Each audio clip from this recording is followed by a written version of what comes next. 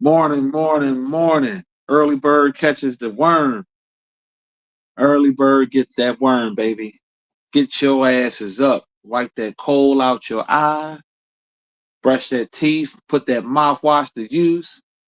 And get your ass up and come over here and listen to Monty, Cocaine Woodgrain, speak that early morning Sunday raw talk. Now, I know Sundays normally for church folks, but I'm not a church guy. No disrespect to the church people. Hallelujah. Praise the Lord. But I ain't for all that shit. You know, it's football Sunday, the last football Sunday of the year until, NFL starts back up. And it is what it is, man. It's cold as shit outside. Yes, fellas, it's cold. It's disrespectful cold. It ain't just cold, it's that disrespectful cold weather out there, man. And I'm in a good mood. For one, I woke up, so that's always a good thing. For two, even though it don't really feel like a Super Bowl, it's not as hyped. But it's still football, so I'm gonna watch it. But I'm pretty sure some of y'all in agreements too. It don't have that feel like it normally do. And I ain't just saying that because my Eagles ain't in it, but it just don't have that feel. Even the year before when the Eagles wasn't in it, it had a better feel. Like this feels just like ah ah. And I think more too because of the halftime show. I think more people like, well, fuck a Bad Bunny. Like, if it was a better halftime performer, I think people would be more excited about it because you like to see the good halftime performances. You like to see the good music. And um, like I said, I know he's supposed to be some big star or whatever, but I ain't, fuck out of here. So it is what it is, man. Anyway, Sanchez, Todd, Cable Folks, Will, Chef, what's the deal? You think the Patriots going to win 35-28? You might be right. You might be right. Um, I'm picking the Seahawks, but I wouldn't be surprised if the goddamn Patriots win. I just wouldn't be surprised. We know Tom Brady rooting for him. E-Man, salute. She got early birders like me, huh?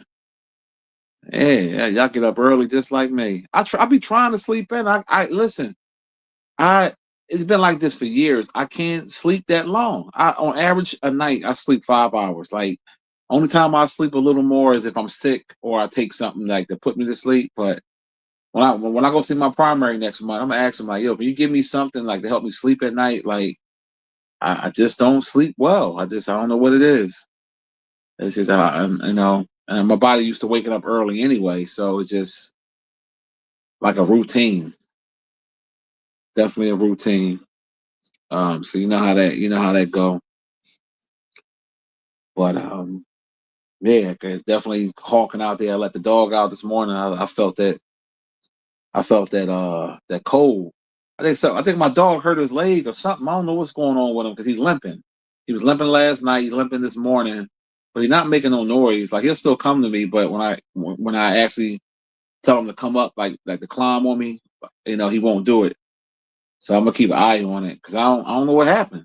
Maybe he's out there in the yard in the snow and maybe jumped off of something, hurt himself or something, or um,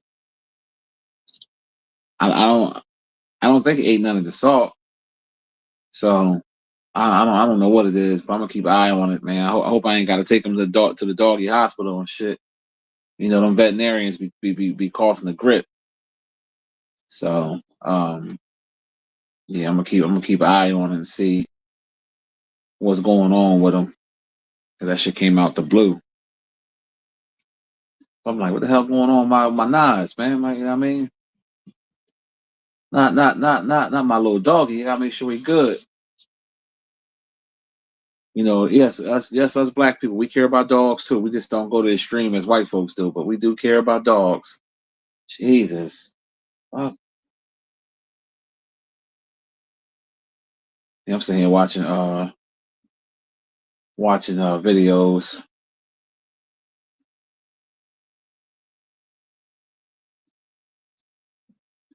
So yeah, but it should be hopefully it got some good commercials tonight. Um, and something that's entertaining. You know what I mean? Like I want a good game. I want a real good game. Queen Shay, you up early too, huh? Yeah, I ain't think too many of y'all was gonna be up. I mean, I know a lot of y'all not gonna be up, but um, shit, I was up. I was like, fuck it. I'm gonna cook some breakfast in a little while. Not this yet. I ain't too hungry yet, but I'm definitely making that scrapple today.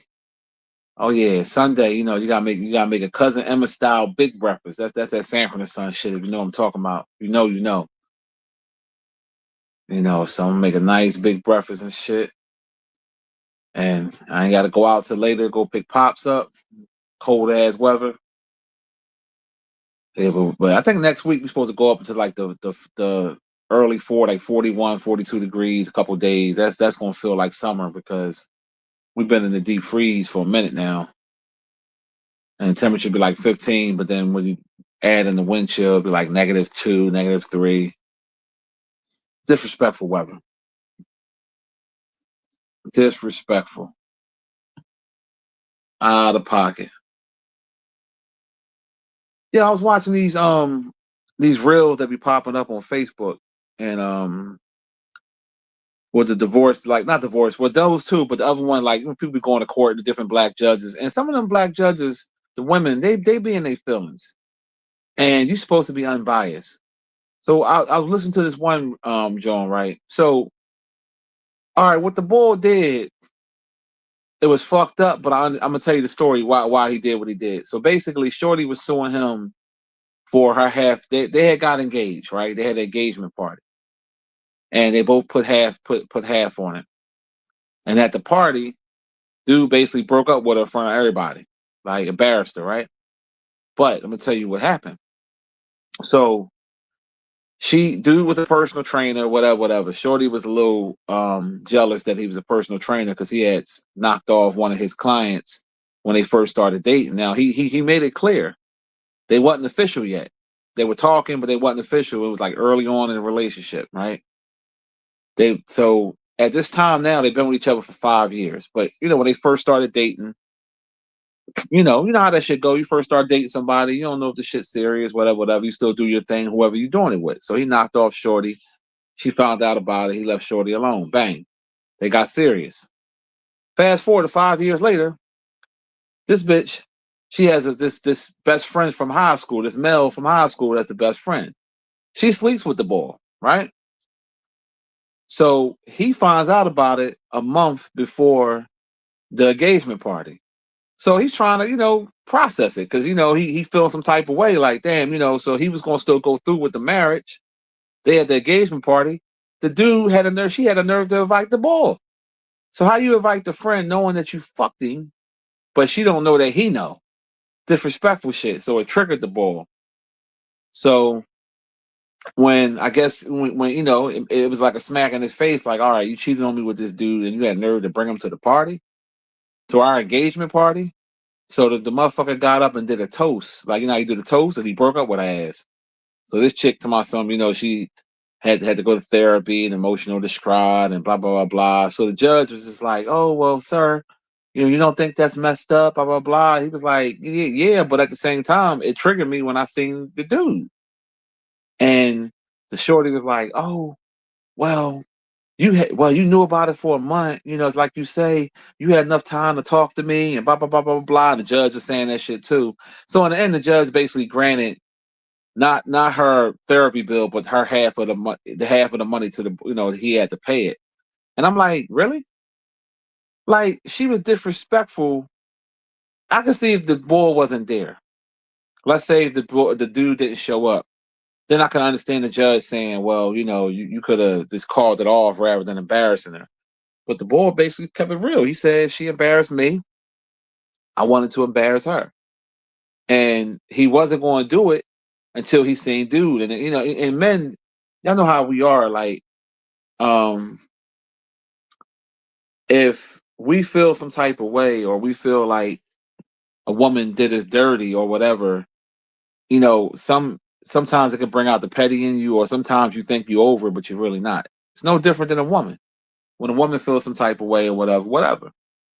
So you know, she got what she deserved because how you bring dude to the joint, like if you, and then the judge asked her, she said, well, she was like, oh, it was only one time it happened. So so the judge said, okay, well, was you still being intimate with him? And I ain't talking about sex, like talking to him on the phone, texting every day, blah, blah, blah, blah. And the bitch was like, yeah, but that's because he slept with his client and I wanted to get him back. So he like, bitch, I slept with her in the beginning of when we first started talking. We wasn't even serious yet. So how you holding that against me when we wasn't serious? Now, if he was fucking the clients while they were like serious, then I can understand. Then I can understand her saying that. But at the same time, the audacity of you to fuck with your so-called, that's why, to fuck with your best friend and then bring him to the engagement, invite him to the engagement party. And the dude coming up congratulating him and knowing he smashed his girl. Like, yeah, he did right. He did right. He did motherfucking right. And this is what I mean sometimes with accountability with some women. Some women don't like to take accountability. You still mad at some shit that happened 5 years ago when y'all wasn't even official. And you feel some type of way because he's still a personal trainer and he's training women and you insecure. So you use that as an excuse to get to give your best friend some pussy. No, bitch, you've been wanting to give him some pussy. Because let me tell you something. And women that'll listen to this playback or this here and now will understand this. A woman, if it's in a woman's nature not to cheat, she ain't gonna cheat. She ain't gonna do no tick for tack. A real woman gonna walk away. A real woman is gonna be like, okay, just because you cheated on me, I gotta go out and be a hoe. Because if she respect her body and she ain't gonna just fuck any Tom, Dick, and Harry, she'll rather walk away from a relationship. So all that I was getting back at him, blah blah blah blah blah, was a bunch of bullshit. You fuck with the bull. You got caught. You didn't know the bull knew. And he waited until your family and friends was there and everybody having a good time at the engagement party. And he did a toast and he let your ass go because you brought the dude there. If you wouldn't have brought the dude there, I don't think he would have did it. He would have went on with the marriage. But when he seen that dude, it was a constant reminder, like, hold up, you had the nerve to bring this motherfucker after you been gave him some pussy? So it's all about the accountability. You gotta have that accountability and keep it real. Then I saw this other case that popped up. Now this dude, they both were wrong. This dude was a sucker. So basically, this black boy was on this I guess some type of dating hookup app or whatever. He was at this bar. So the shorty was on the app too, but she was across the street. So I guess they saw from the whatever they were at, whatever how it went. And she was like, oh, well, I'm right across the street. Come over. So they go over, they kick it off, they have some drinks, whatever. She asks him to go back to his crib. They go back to the crib. He couldn't perform. I guess he had too much to drink. Sometimes that could backfire with your man parts.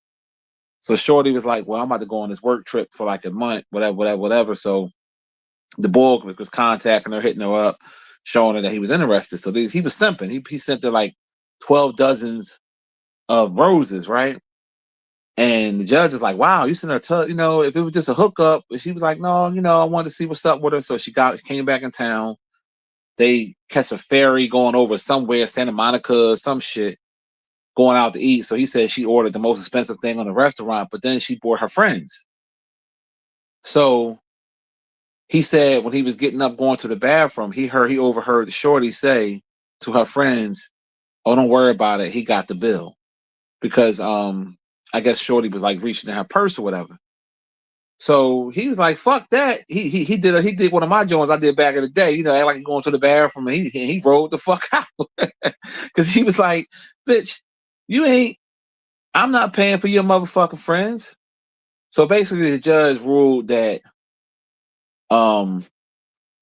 he was wrong and this, that, and the other and blah, blah, blah, blah, blah. Cause she kept harping on like, whoa, well, if it was just supposed to have been a hookup, it seemed like you wanted more.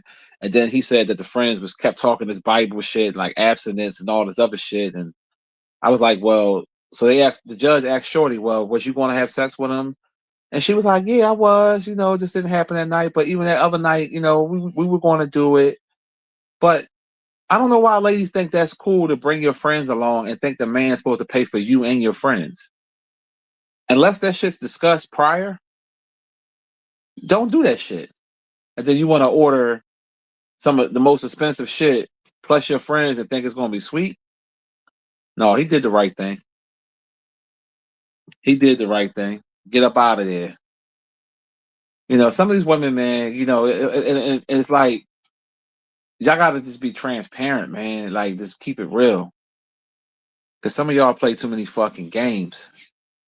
But yeah, that shit had me rolling. My man said he now he was simping before. I mean, because you just met her that first date, that first night.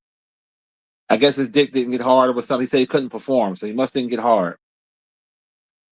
And then he said he felt bad because he said, you know, he wanted a second chance to show that, you know, whatever. And I understand that.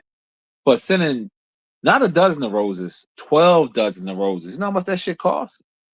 I was like, this nigga tripping. He tripping. Ain't no fucking way in the world. You know what I'm saying? But they both was crazy though. When I was peeping it, I was like, shorty out of pocket too. Bringing your fucking friends. Like, no, if you gonna bring your friends home, make sure they all got money. Cause she said the boy said she was all like looking in their purse, like, you know, like they ain't like didn't really have it. So basically he had to pay for the bill. That's what the judge ordered or some shit. But I was like, no, the only thing he should have had to pay for is his portion. Cause that's what I would have did. I would have went up to the front with whatever. I'd have said, look, I'm at table such and such. Um, here's my money for I gotta go. Here's my money for my portion. I'd have got the hell out of Dodge. That way you ain't liable with the restaurant for your joint. You get what I'm saying? But yeah, he did it. He did some that was sweet. That was classic. I said I like that shit. Yeah, some of these women got the game all fucked up, man. Like, come on now. What do you think you fooling? You gonna come to the joint and bring your friends and think I'm supposed to be like, oh, okay. And then she gonna try to say, well, I would have paid the bill. You know, like, no, why would you say to your girlfriends, don't worry, girl, he got it, girl. Because he already led with money. And fellas, stop doing that. When you lead with money, these women are automatically going to think that's what it's going to be. That's what it's going to be. And it's crazy, but it's the mind games that some of these women play. And you know, sometimes fellas, it's better just to walk away. When these chicks start stressing you out and there's more headache or more argument than what it's supposed to be. I know that pussy be good sometimes, or the good head and all that. I get that, but sometimes you just gotta do what you gotta do. Because let me tell you something about women that I do know. When a woman is done with you, she don't give a fuck about your feelings. Am I right, ladies? Ladies, you know I ain't lying. When a woman done, she done.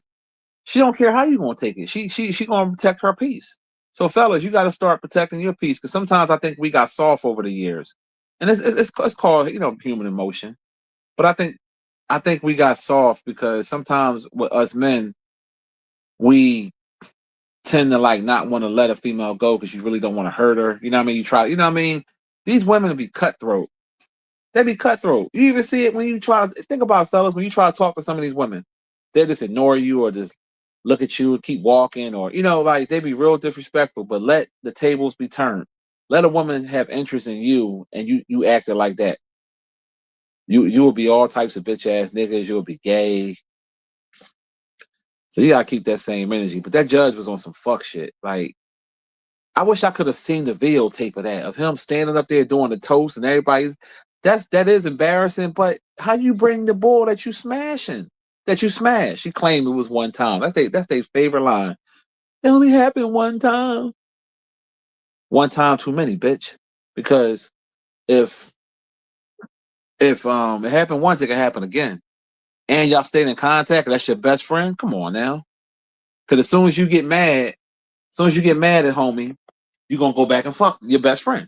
As soon as you think he doing something like you said, you know, so he did right. I wish I could have seen that. Oh, that's some fucking beautiful shit. Ding ding ding ding. Can I get everybody's attention? I would like to have a toast. And then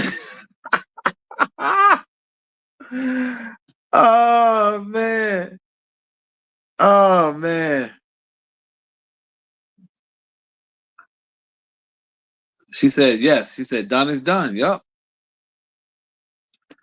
My man Todd said, he said, I love my wife. Even he said even more. Dating sucks. Yeah, yeah, because it's too much. It's too much bullshit, Todd. It's too much bullshit. See, fellas, let me tell y'all some real shit. And Todd know this. Anybody ever been married or married? No. When you with your spouse, your mate, right? You get tired of that pussy. So y'all know I give it to y'all raw over here. So I'm just gonna tell it like it is. You get tired of that pussy because and it's not no disrespect to your lady. It's just because that's somebody you with for a long time, whatever. Sometimes you got to do things to spark the relationship, to spark the intimacy, and it comes a routine with sex. That's why they always say married people don't have sex as much as they did when they were single or like they dating. That's a true fact. But in the whole scheme of things, in the big picture of marriage, if you have a woman or one, if y'all love each other and y'all really love each other and y'all down for each other, you make that shit work. It's just that simple. Because it ain't just about sex all the time, neither. Because let me tell you something. When you get older, that companion means something. If you get sick, God forbid, that companion means something. When you share special moments with children's lives and grandkids' lives, that shit means something. It's called having a stable relationship, a stable stability in um basically and family. So it's important. When you hear these people out here that's 50, 60 years old talking that bullshit, marriage is overrated and blah blah blah blah. A lot of times the motherfuckers is lonely. Because if you just smashing different dudes or different women and shit like that, no one's really caring for you like that. And sometimes these women be trying to, is a hidden agenda. You never know what it is. As the late great or as the great fag Bambada would say, what's the gender? The gender, brother. Yeah. So it's basically that's what it is. Roderick, what's the deal, bro? Chef, what's going on?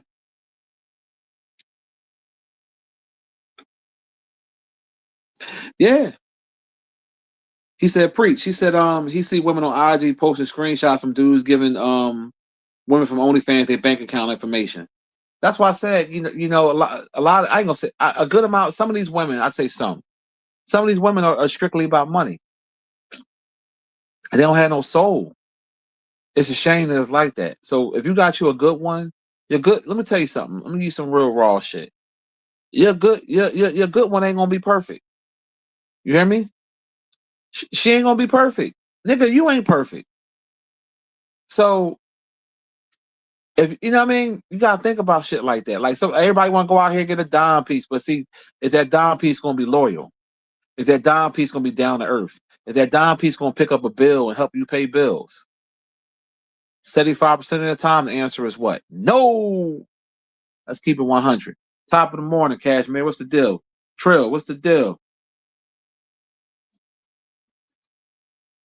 So you got to keep that 100 with that.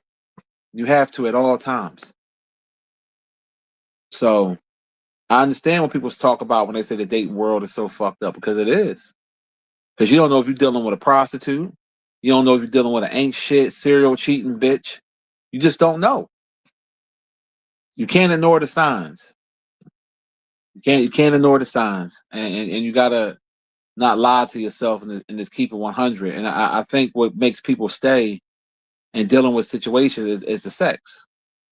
If a woman suck a good pipe, she suck a good meat, you know, um, pussy good. You know how that shit go.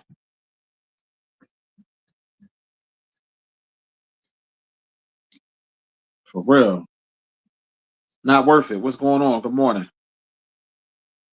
King, salute.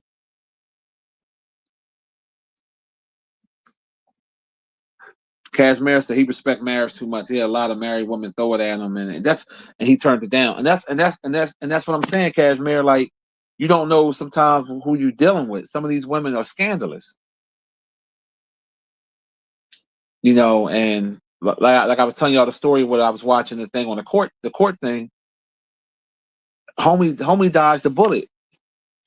Now some people could say, "Oh, he didn't have to embarrass her at the engagement party." Well, she didn't have to bring the dude, the so-called best friend, that she was fucking to the engagement party, and maybe they would still been together. But she showed her true colors when she said, "How you getting back at a nigga for something he did 5 years ago when y'all wasn't even official yet?" So a real woman, like I said, if she's not a cheater, she's not a tick for tack type of person. And that leads me to this other point, fellas. All that your woman got a friend and all that. Let me tell you something. What I know, it's very rare. And not saying it can't happen because it can, but most of the time, a man and a woman can't be friends like that. If you in a relationship, she talking that, oh, that's my best friend, blah blah blah blah blah. Be wary of that shit. Do some real investigation, because 9 times out of 10, she fucked that nigga. Unless he gay, and you know because sometimes you'll have a situation where it won't be like that. It could be a shadow of doubt. If it's really just a friend, and he could have a woman and all of that. But you have to be leery of that. All that my best friend shit. Oh, that's my homeboy. And most of the time, he popped before, whether it's before your relationship or possibly during. So, and not to mention, let's keep it 100. If a married woman or a woman in a real committed relationship, yeah, fuck all that. The male friend should be your mate. Fuck all that. I ain't trying to hear that shit. That's what it really should be. Because if you got two attractive people, I don't care what you're talking about. If you got female, if you're an attractive man and you're an attractive woman, y'all friends, you mean to tell me that shit ain't crossing your mind? That's like saying, I'm friends with a person that's my type, like I'm really attracted to. Like, come on now. Unless you always looked at her as a sister, as from being a little kid. Come on, let's keep it. Let's not like. I got a couple female friends I'm cool with, right? But they older women that I knew for a long time. Like I never looked at them sexually. Never crossed my mind at all. That's why that's why I could always be their friend with no problem, because I never even looked at them in a way of me wanting to put some meat on them. You know what I'm saying? You know what I mean, RPA? You know what I mean? For real. You can't ignore the signs, man. You said if your best friend cousin was trying to holler at you, would you not do it in a relationship? If it's a cousin, that's different, because you can go to your homeboy and tell him, hey, your cousin trying to see what's up with me. Do you mind? You know what I mean? It's different from a cousin versus a sister, or you know what I mean? Most of the time it shouldn't be a problem. You know what I mean? As long as you have an understanding, like, all right, you know what I mean, I'm gonna mess with your cousin, but I'm not going to dog her or whatever. You know what I mean? If y'all had that understanding as men, then I don't see a problem with it. You know, if y'all had that communication. You know, just in my just in my opinion. I don't see a problem with it. L, what's the deal?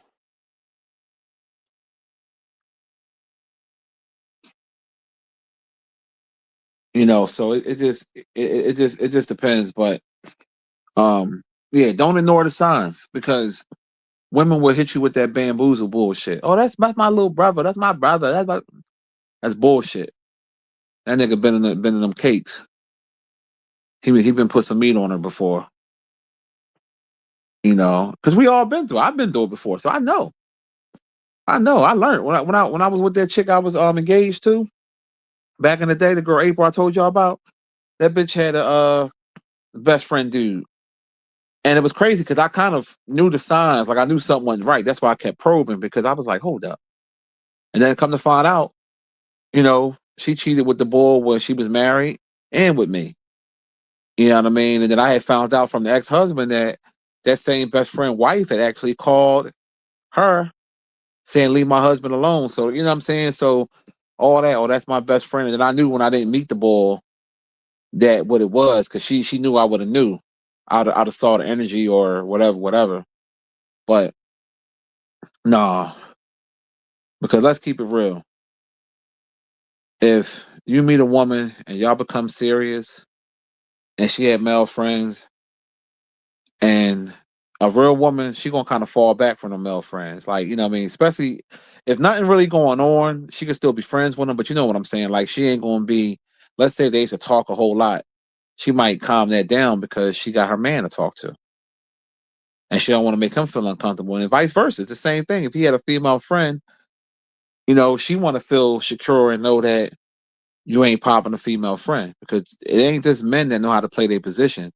Some women know how to do it too.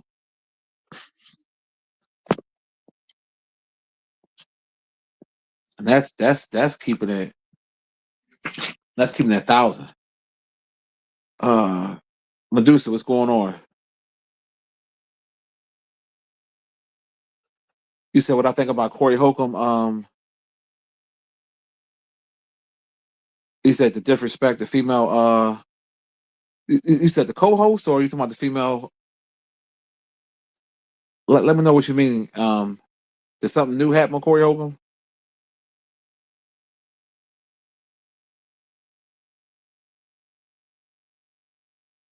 T Bone said women don't be wanting that. He said all that damn true love and the ones that the only one BS.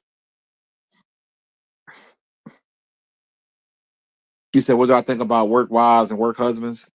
I think that's bullshit. That's what I think. Ain't no such thing. I wish I would find out my wife or lady got a work husband. Like what? Or a motherfucker say some shit like, "Oh, that's my work." What? I'm gonna go right in your fucking mouth. No, I don't believe in that shit at all. I don't believe in that at all. It's disrespectful.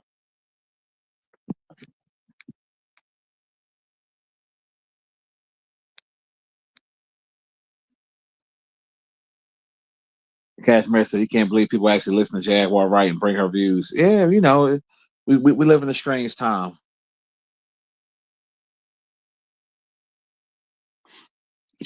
You said a lot of side bitches at the Super Bowl for that reason. Yep.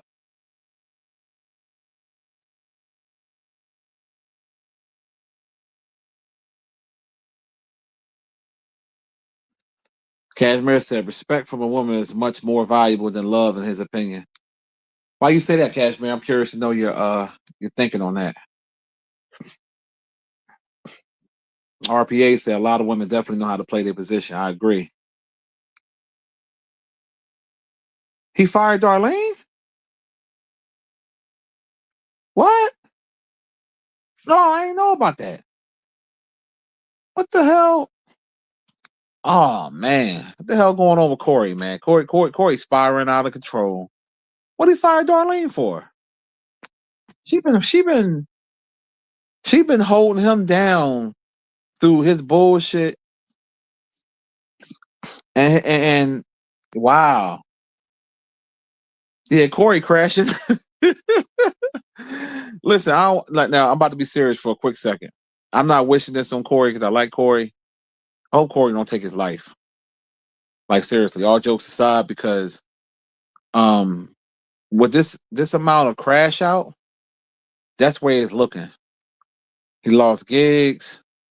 He's getting embarrassed on the internet. Now a woman that's been rocking with you, even when you be wrong, and you fire her? Did he say why he fired her? The hell going on?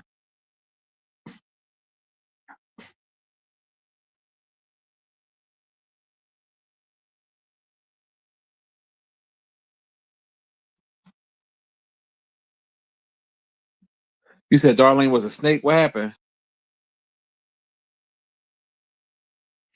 So you say L said he thinks she responsible for the TMZ. Now, if he can prove that, then yeah, he had to fire her. He had to, if that's true. But if that's not, if you ain't got no concrete evidence and proof that she did that, then I think firing her is definitely too hasty. Because what reason? What reason would she have to do that? Darlene ain't got nothing going on, and I ain't saying that to be smart. I'm just keeping it 100. She ain't really got nothing going on. Ain't nobody going to be breaking down her door to bring her on their podcast. Think about it. Think about all the popular podcasts. Where would Darlene fit in at? Now, even with the Joe Button podcast, maybe I could see her over there because they got the girl, Don't Call Me White Girl over there. And she add the ratchet side to it, you know, because he got a good thing going over there. He got Mark Lamont Hill, he got Mr. Potato Head, what you call it, Queen's Flip. That other dude, I don't know him, and then he got the girl Mona. So, like, who else would be breaking down the door to bring Darlene on? So, what would be her motivation to snake Corey?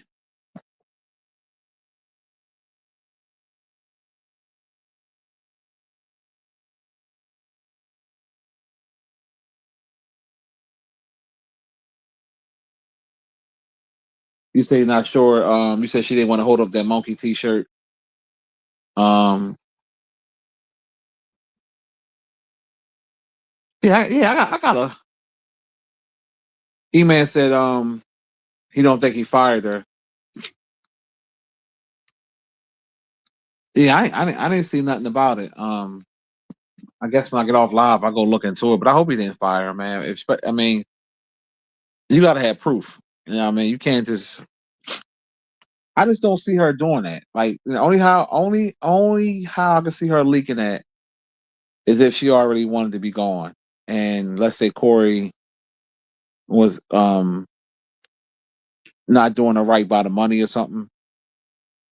But even then, if you've been down with somebody for so long, y'all can talk it out. Like I don't know. I don't see her doing that.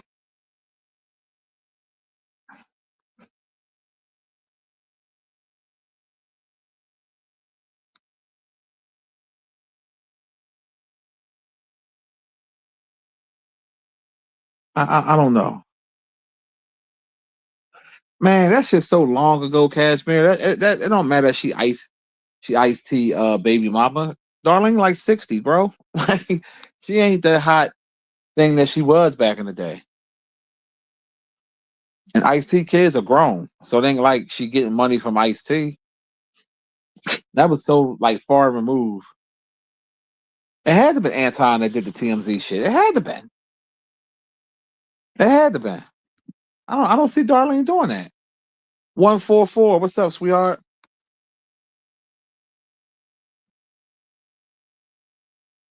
T-Bone say he never really liked Corey Holcomb. He be sounding angry.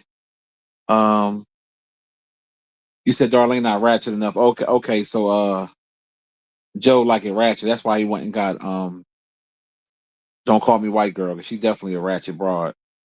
She the type of chick that run in your pockets while you sleep and shit. I know a good for nothing Philly bitch when I see her. When I see her demeanor and I hear her talk, I had already knew she was from Philly before they said it. And I said, oh yeah, she definitely one of them grimy ass broads that while you sleep, she going up in your wallet. I guarantee you. I mean, she had situations when she done fuck shit before, but I can tell her type.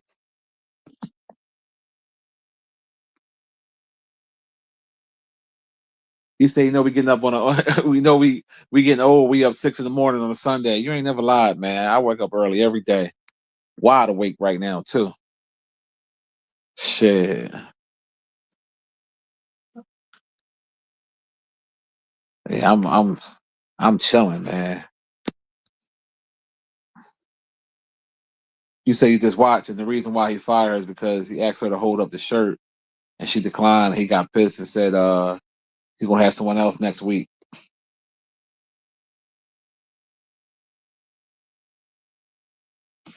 Oh, he probably was joking. Yeah, because I don't see him getting rid of Darlene. Not now, anyway. Not now. Yeah, I don't see him doing that right now.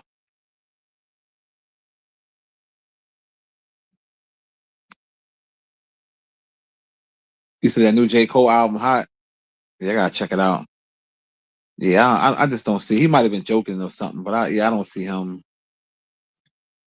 firing her just like that. Especially with all the controversy he got going on now. He needs soldiers now. Yeah, he definitely needs soldiers. Anton did that shit, with TMZ because he wanted to destroy Corey. He know public opinion, public perception from that video is not a good look. So, in that situation, Anton actually played chess with him because he tried to make him hit him to get a lawsuit, and then sent the shit to TMZ. So, yeah, he definitely a fuck nigga.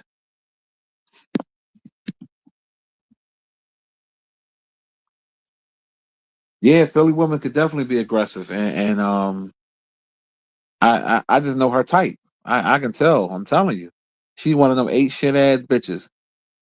She could meet a dude, and let's say the dude got a couple dollars, but she ain't really feeling the bull, but she feeling his money.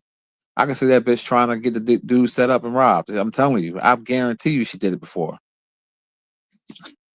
What you call it was going in on her. Tony the closer was going in on Don't Call Me White Girl. He had me cracking up.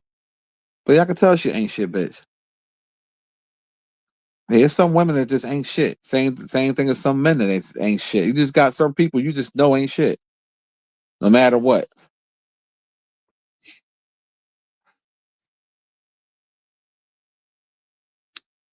No, Shannon Sharp ain't begged Stephen A. Smith to be back on ESPN. Nah, Stephen A. Smith don't have that power to bring Shannon back. He can go to his bosses all he want. I can see them bringing Shannon back maybe a year or two from now, like when all the shit like died down and Shannon get back real hot again. Then I can see them possibly doing it. But um, no, they remain cool. Shannon good. He's still doing his thing. He fucked himself over. I mean, I don't care what nobody say. You took the biggest L I have ever seen from an OnlyFans chick, and then lose all the millions of dollars for basically for nothing. I mean, that's the ultimate. Because they got mad at Shakur Stevenson because he spoke on that. But Shannon Sharp basically was like, I wouldn't pay to go see Shador Stevenson. Shakur, I can call it Shador. Shakur Stevenson because he's boring, blah, blah, blah, blah, blah. So Shakur said, well, that's cool. I mean, it's obvious you're not a real boxing fan to know what it is, but he was like, I can easily go in on how you fucking up. And everybody was like, why you know? He shouldn't have. Look, what cracks me up is Shannon Sharp speak on a person or say his opinion, but as soon as you do it to him, you wrong. No, you a public figure like he a public figure. Your shit is out there, so you can't be speaking on people when your backyard is dirty. Your backyard ain't clean. People gonna bring that up. That's just how the world works. That's how it goes. Same thing with Joe Button and Corey Copeland beef. Joe allegedly beat on women. That's why Corey brought it up, and then Corey smacked the girl, mugged the girl in the face. Is on video, so it's like both of them really can't talk.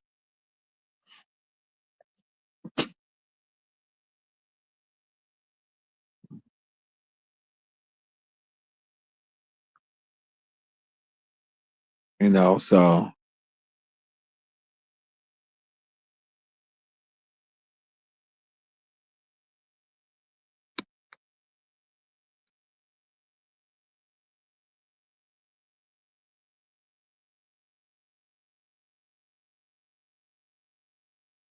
Joshua, what's the deal?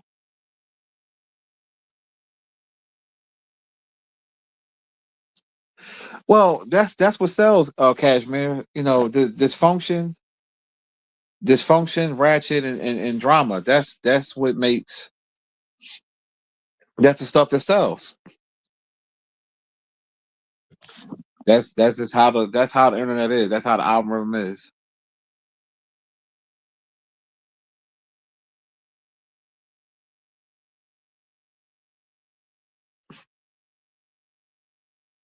Yeah, but yeah, some Philly women.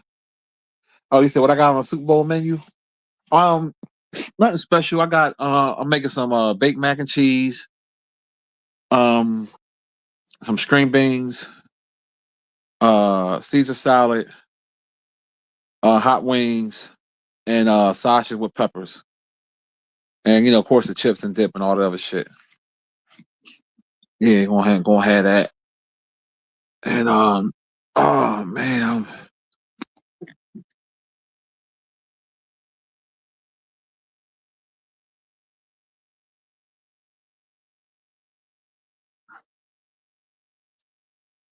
What you got on the menu?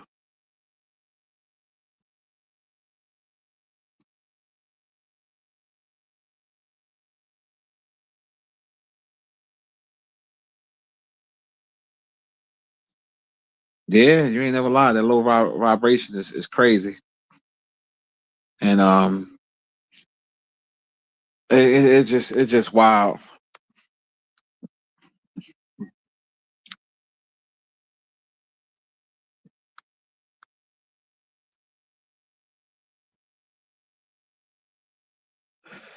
Yeah, he said Philly chicks act like he Dr. Umar daughter and Meatball. Yeah, not all Philly chicks, but I understand what you're saying. Yeah, I'm telling you, it's I always stand by what I said. I feel down south women are better than up north women. Like far as when it comes to um being like humble and like approachable. You know what I mean? It's bad women that got fucked up behavior everywhere, but from in my travels, that's what I see. It's like women in my city, they do be having attitudes, and it's a stigma that black women get, and it's not all black women. But I understand the stereotype because some black women have a fucked up disposition about themselves. Just like the woman I told you from Instagram, they be yelling and screaming all the time, cursing people out. Um, she always say clapback entertainment. I forgot her name. I keep forgetting her name. But she's from Philly. And just like she ain't take no accountability, she was on there crying about them towing her car. The bitch, this the lie she told, and trying to get the sympathy from people. This is shit that this gaslighting shit I don't like. So she said she shows all her bags of groceries that she got from the Renton terminal. And she said, yeah, I double parked in front of the Renton terminal. I was only in there for 2 minutes and they towed my car. Hold up, bitch. All them bags you got that took longer than 2 minutes. Who do you think you're talking to? So you didn't want to take accountability. Everybody in Philly know the parking authority, the PPA, are the most greedy, vile mother effers, period. They all about money. They quick to tow your car, give you a boot, give you tickets. That's what it is. That's how they are. In certain areas, especially there, you cannot double park. You got to find somewhere to park or they're going to take your shit. That's what they do because they thrive off of making people pay money. So she on there crying and bitching that she had to pay $300 to get her car back. And she said, look at all my groceries. She showed all the bags she had. She had like 4 to 5 bags filled with shit. So what you a superhero bitch? You go like Superman to get all that shit in 2 minutes? No. Take some accountability. And that's why I had to unfollow her because it's just like her demeanor is just so trashy. And you wonder why men don't like black women. Women like you, loudmouth, always cursing, always coming off. You're not coming off ladylike. I come from an era when women were ladylike. These women now want to be more aggressive than the men. Some of the, and I'm saying some because all black women ain't like this, but some of these fucking chicks be out here being aggressive. You think cursing out a man is cute, and you wonder why you were fucking alone with a bad wig? Like fuck out of here. I was just like, and people eat that shit up because people like drama. And I'm so tempted to roast this bitch, like because she will respond to you. Like if you send her a message on her thing, she will respond. I'm like really so tempted to really destroy her because I don't care about them followers. That shit don't mean shit to me. I don't give a fuck about none of that. Because it's just like, yo, you a real bad representation of a black woman, and you wonder why men go to white women and Latina women and Asian women. Who the fuck want a loudmouth, disrespectful bitch? Nobody wants that. And then you don't even take accountability, bitch. Everybody know you don't double park down on Redden Terminal and think your car gonna be good. They some greedy motherfuckers. PPA is the worst. And I know they got parking authority in every city, and they probably bad in y'all city. But I know in Philly, they are horrible. I hate them. You know what I'm saying? I can't stand them. That's why I try to stay out their way. I try not to do nothing to get me no ticket. Because you know, like they had shot somebody down Frankfurt like 2 years ago. And I ain't saying, you know, it was right, but I understand. I kind of understand because some of these people, like, they don't be really trying to cut you no break at all. Like, you could be parked in the meter, the joint could just expire, and you come and trying to get, you know what I mean? They just do fuck shit sometimes. And I'm not advocating for violence, but I understand it. In certain situations, I understand it.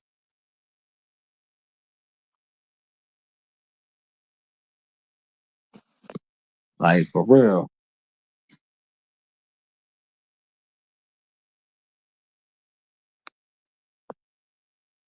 Cashmere said he live in a nice suburban area. He said none of the women are bitter or ratchet.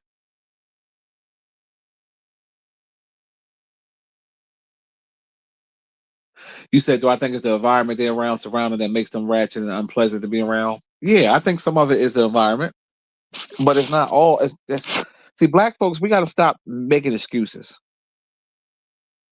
And I always said this: just because you live in the hood, don't mean you have to be hood. I know a lot of people that live in the hood, and that's not ratchet. I know people that grew up in the slums of North Philly, and it's not ratchet. I got cousins that grew up on on Warnock Street off of Borden Lehigh, and they all doing well in life. All got jobs. They've been working for a long time, doing well in life. So it ain't just about where you from. And that was the hood, the hood. It's still that's the slums. So we got to stop making excuses. We always make excuses. You don't have to be the product of your environment, because growing up in North Philly back in the day, people had pride. Even if you was in the hood, people had pride in their property. They had pride in cleaning up and stuff like that. So what it is, Cashmere, I think it's the drugs. A lot of these parents are having babies high. You know, people doing drugs, fucking their brain up. They're not being properly teach how to respect themselves and how to respect elders and other people. Because so it's not just about living in a slum or whatever, because they use that as an excuse and as a fucking crutch to say, oh, because I live in poor conditions, I gotta act poor. Get the fuck out of here. I don't want to hear that excuse. Ain't none of us was born with a silver spoon in our fucking mouth. None of us. Nobody I know. I wasn't born with a silver spoon in my fucking mouth. I grew up on Huntington Park in Erie Avenue. Both of my parents worked. And people that lived on my block, for most of them, they had a sense of pride. And that's why we cleaned the block every Saturday. That's why everybody knew each other and respect the elders. We couldn't talk crazy to nobody that was our mom age. Are you kidding me? Not when I was coming up. You'll get your ass whipped by that neighbor. So I can't go by that, man, because like I said, I know a lot of people that's good people that live in the hood. Because quite frankly, now it's designed to keep you where you at. Because unless you hit a big lick. Because hood homes that used to be worth 50,000, that's really only really worth 50,000, are going for 200,000. So imagine what a nice home is going for. You know how you see how that works, and it's all about that zip code. That's how they justify the price. They justify your price by the zip code. I live in the 19114 Torresdale zip code, right? You look that zip code up, you see what the houses go for. Versus if you live in 19140, it's a different story. If you live in such, you know what I'm saying? So that they hike the prices up. You know what I mean? The gentrification is definitely real.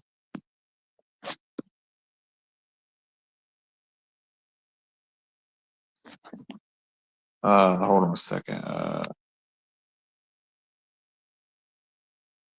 11 said, yeah. He said, I'm right. He said, you grew up in the slums and not ratchet. Real talk.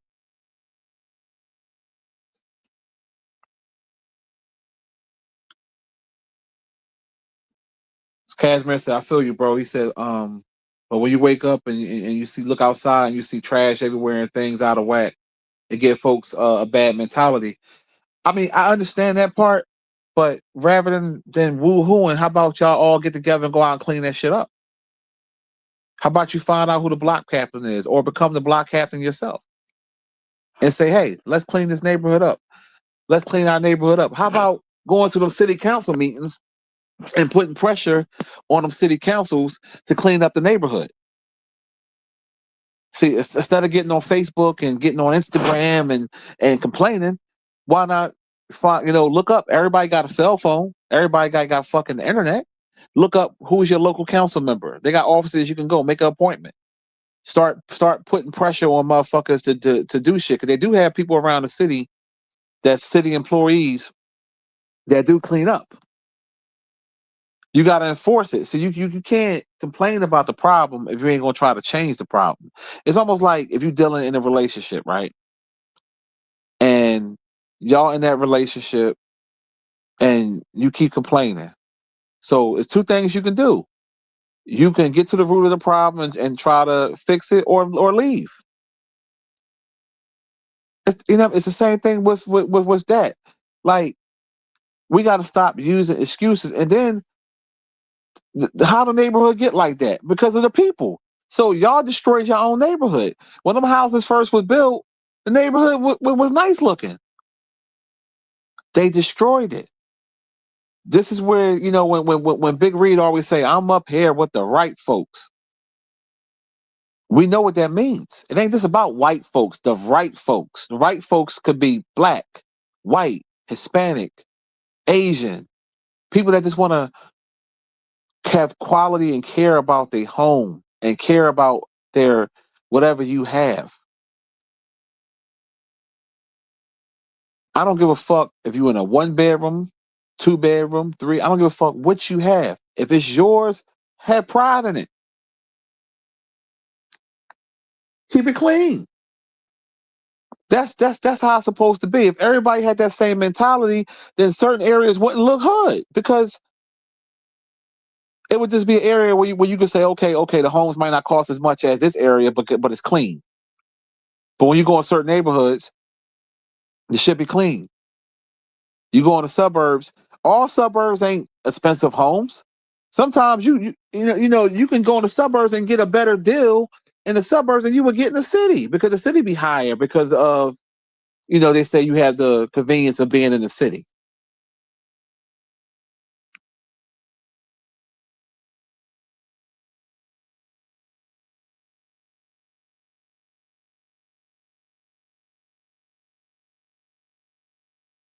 Yeah, real talk. It's not even cheap to live in the hood no more.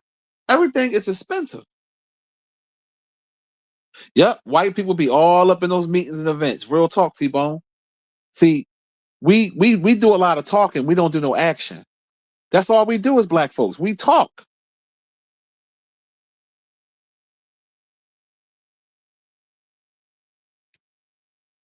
I remember coming up when my grandma, my mom's mom, my grandma, she would go to the meetings. She was a part of the school board. She was a part of all of that shit. You know what I'm saying? Like, everybody knew my grandma, Miss Dixon. Oh, that's Gene Dixon's grandson. She was, she like, but see, we talking about a different time too. We talking about a different time, but still, like, you got to be involved if you really care.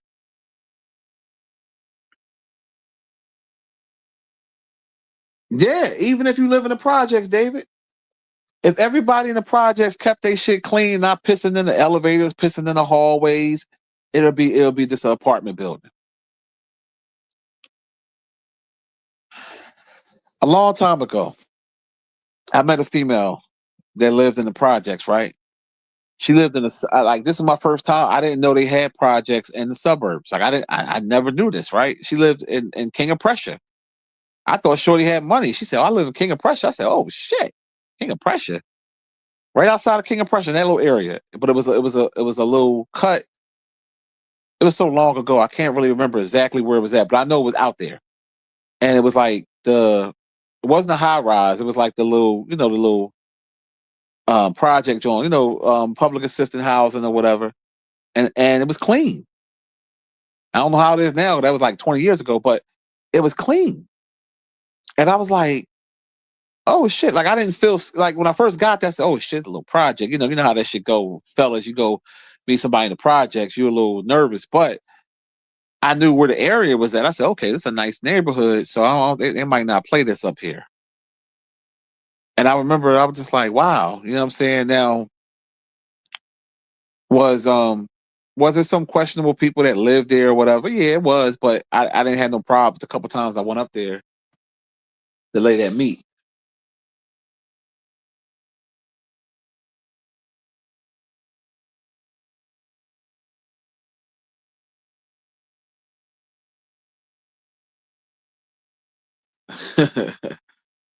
Shit,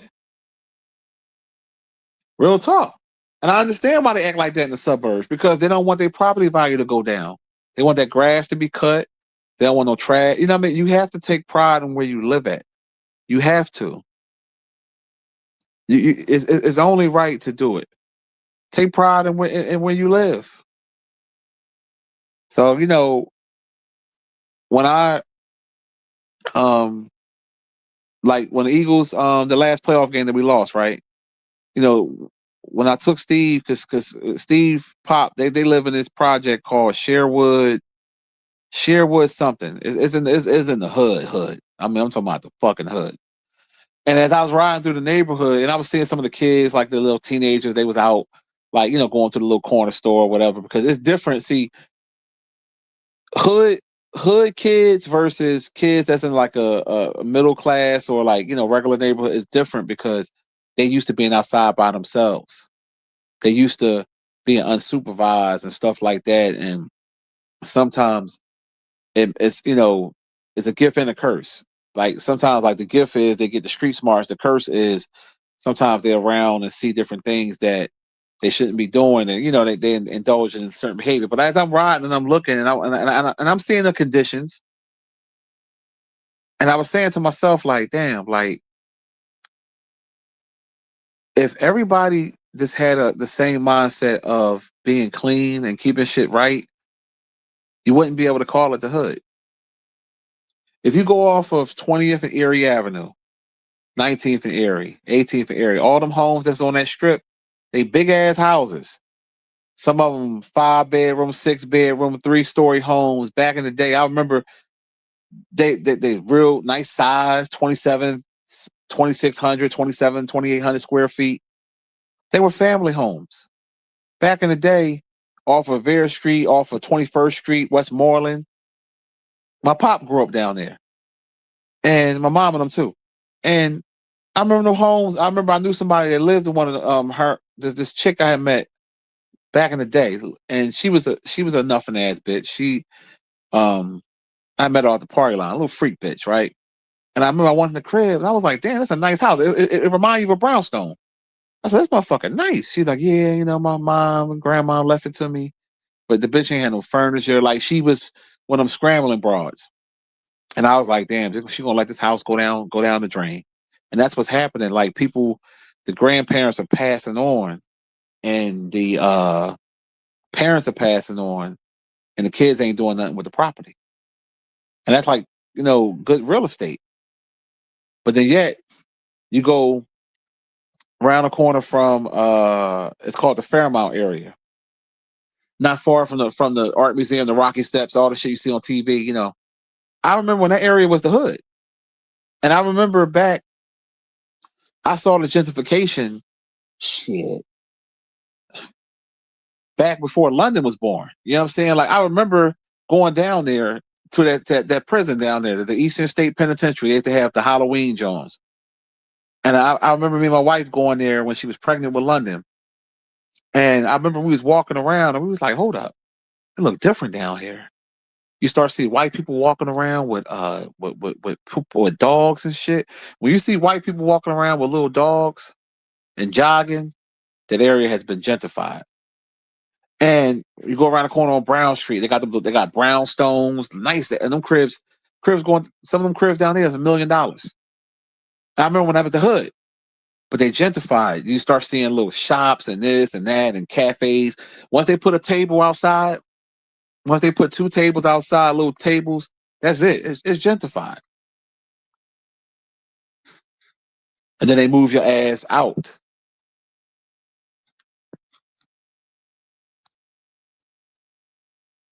And that's how it go. T-Bone say, if you're in the hood, if it take 2 to 3 weeks for the lights to get turned on after a storm. Yeah, that sounds about right.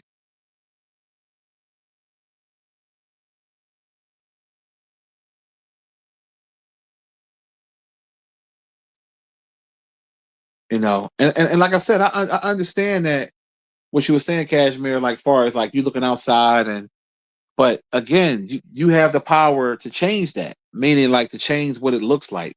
You might not have the power right now to change your zip code, but you have the power to basically make your area look presentable. Because people are banding together to get on social media to talk about people. They're banding together to cry about Donald Trump. They're banding together to worry about celebrities and stupid, dumb shit. But you ain't banding together to clean up your neighborhood one block at a time. Think about how beautiful that would be if everybody on the block got out and said, hey, we're going to clean the whole block. We're going to clean our neighborhood up.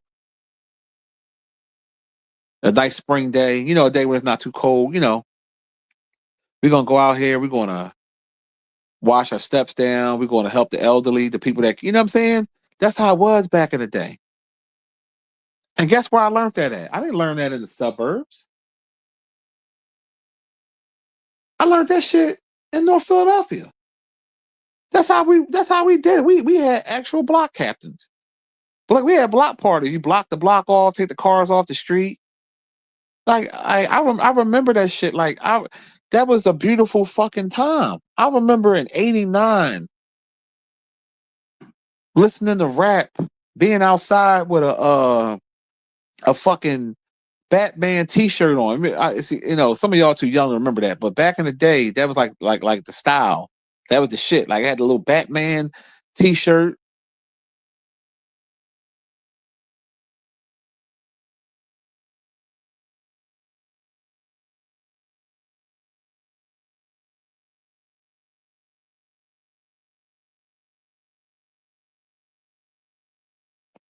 Like for real. What'd you say, Roger? You said Sherwoods is mad. You know what I'm talking about with them apartments. I think it's called Sherwood. Yeah, where it's called Sherwood Crossing. It's right off of what's that address? I think it's like 1515 North 24th Street. Yeah, it's off of like Ridge and Cecil B. Moore. It's the hood. It's definitely it's the fucking hood. That's why I don't do projects no more. Them days I don't have to. Them days over with. I remember me and Steve went a long time ago. We went these fucking projects. You see these girls, man. I ain't gonna lie. I was scared like a motherfucker. I played it all like I wasn't scared. You never knew, but I was, man. I'm gonna be honest with y'all. Shit. It was some projects down. It was North Philly or down Germantown. Yeah, I think it was down Brickyard. Somewhere in Germantown, niggas was everywhere. We pull up like this shit was like a movie. Niggas was all crowded up in the hallway. They was every fucking where. I said, what the fuck are we doing? The power of coochie. And we played it all like we wasn't scared. You know what I mean? We walked normal, whatever. But I ain't gonna lie, I was scared than a motherfucker because there was too many of them. This is back in the day. I ain't had no license to carry. I ain't had none of that shit. You know, so I remember we went up. Shorty apartment was like on a 9th or 10th floor, all the way in the back. Like the way it was definitely a setup for failure. But nothing happened. Not you know what I'm saying? It worked out. We went in there, we got the cheeks, we got that pussy. And after that, we ain't never go back there. I was like, yo, we'll pick y'all up. Yo, y'all come with us, but I ain't coming back in this shit. But I remember I was like, yo, we had a little pep talk. I said, all right, we act like we from around here, whatever. Shit. Tony, what's the deal?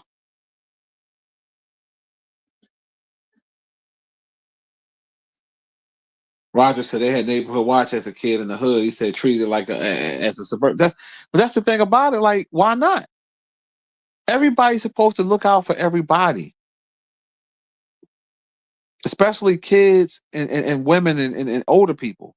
That's how it was back in the day. It really was, and I don't know what happened. Well, I guess like I said, drugs, but drugs always been around. But I think like these people are like fried. Their brain is fried, so that they don't have the respect. I wouldn't dare curse around an older person when I was younger. Oh no, no, no, not at all. Because you knew better. You knew better. You knew not to curse around an older person. Shit.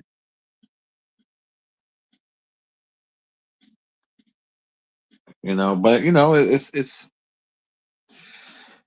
as Big Reed would say, we gone, man. We gone. Shit. That's one thing about him I agree with. When he say that, we gone, man. He's correct. We are, because it's just, and this is why, like, so when some of you black women, you say things like, why men don't want you, because it's your attitude, your ratchetness. You got to conduct. Like I said, I don't know how it is in y'all cities, but I know here in Philly, half of the women are fucked up. They are, and it's just so, and it's crazy because people just don't know how to have just be respectful. I don't know. It's weird. Like I remember one time I got a neighbor, right? She lived with her parents. They African or whatever. She was born here, but I think her parents was born somewhere else. But I think her parents like taught her kind of like some Africans are racist towards Americans. I don't know why it's like that, but it is because. But long story short, one day in the summertime, and she been seeing me for years. You know, I don't know how old she is. If I had to take an educated guess, I would say about 28.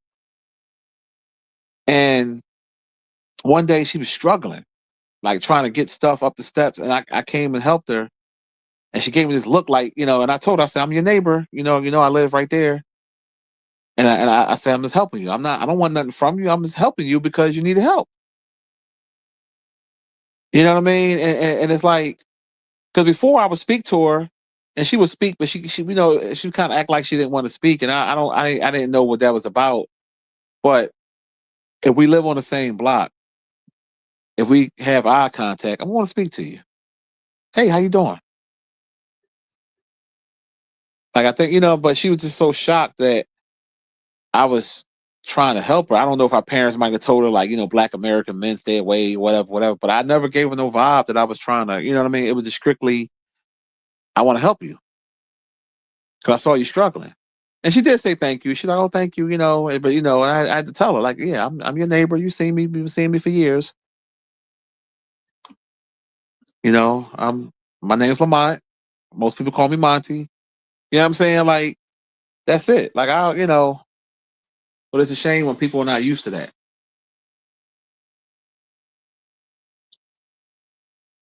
Yeah, he said this new generation treat us like we their peers, no respect. Real talk. Yeah, that's what I have to tell her. Like, I'm your fucking neighbor. Like, I'm doing this. I'm not trying to holler at you. I mean, I guess, guys probably be coming at her because she got a big butt or whatever.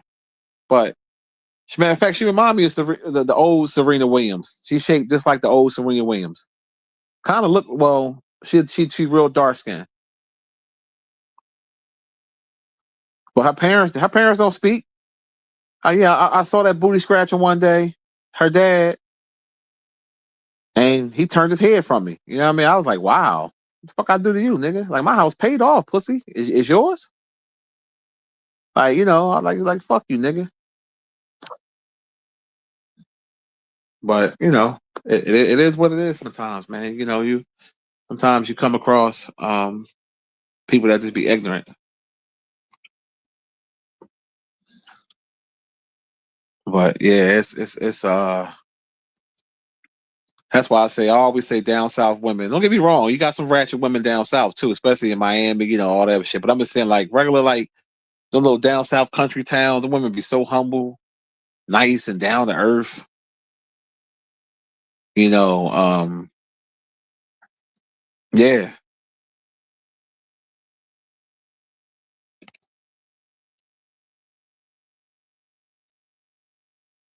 And the city is so used to negativity.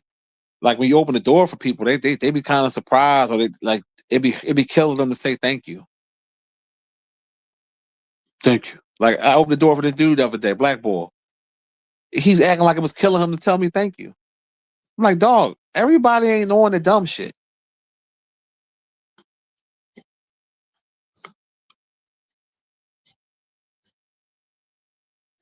Everybody ain't on the nut shit. I'm just being nice. And once in the blue, you ever run across some Philly love. Once in the blue, you ever run across some Philly brotherly love. Especially when the sports team's doing well, you know what I mean? Certain times it'll be, a good experience. But what I have been noticing, other races sometimes show more love in public than our own. Some of the Spanish dudes sometimes, some of the white boys, they're like, thank you, brother, or here you go, bro. You know what I mean? Like they be, and I'm like, yo, like, why can't we be like that? No disrespect to my Latinas, man, because I got love for everybody.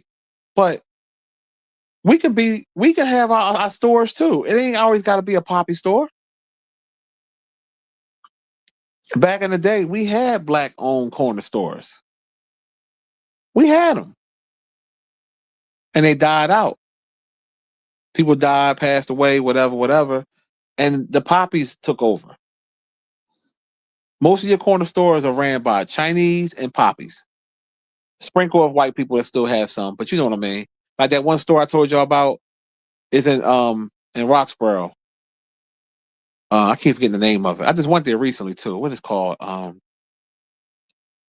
It's a corner store deli. It's on a corner under the L. It's not an L, but like a bridge. I can't think of the name right now, but yeah, that's still owned by whites. It's a small corner store that they sell hot and cold food, and you go up these little steps, and you can sit there. You know what I mean? Old nostalgia factor. But they open up the poppy stores in the hood, and that's what people grow up on, eating that shit, going in there.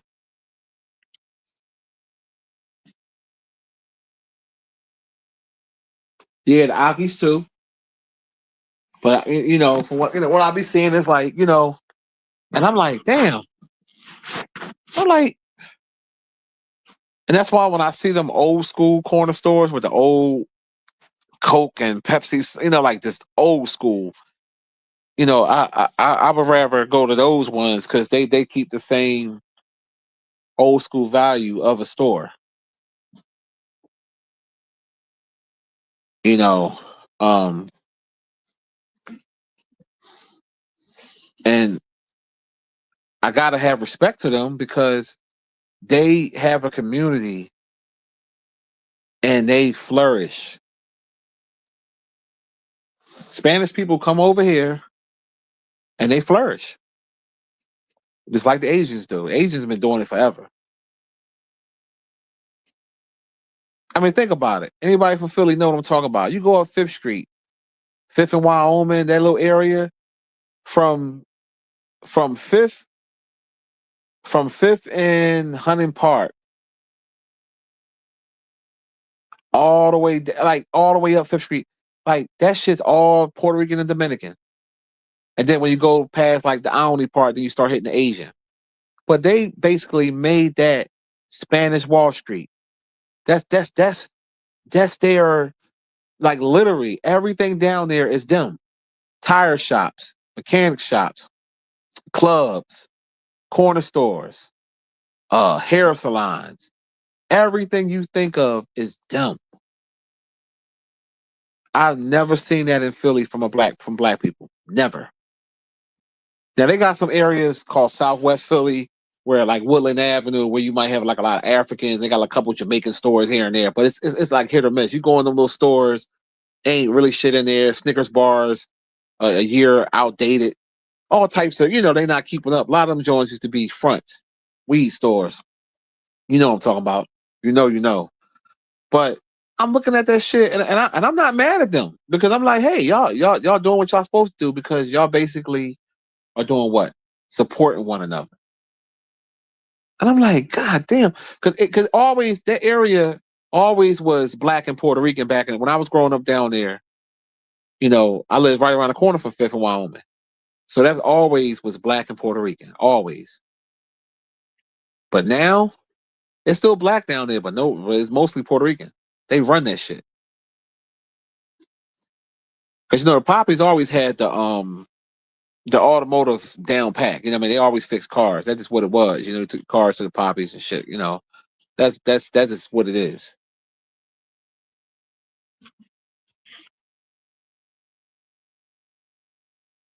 Yeah, he said Arabs, Italians, Indians, the list goes on and on and on. And we don't have shit. And I'm trying to start it, but I'm only one person. I'm trying, you know what I mean? Because sometimes I'm not gonna lie to y'all. I get mad sometimes where I see how the Asians just run all of this shit in our city. How they have shit, and we can do the same, but we don't. Like I told you about the Filipino spot I went to, the breakfast spot in Cheltenham. I think it's called Mama's Diner. Or Mama's Diner. And the food was bumping. I ain't gonna fucking lie. The food was really good. But guess who's supporting it? We are. When I went in there, was nothing but black people in there. And guess what? I can honestly tell you, they were very nice. Them fucking Cambodians, whatever they are, Filipinos, they were very nice. Like I didn't get no weird vibe at all. That's why I've spent my money. I was like, damn, these motherfuckers is treating me real good.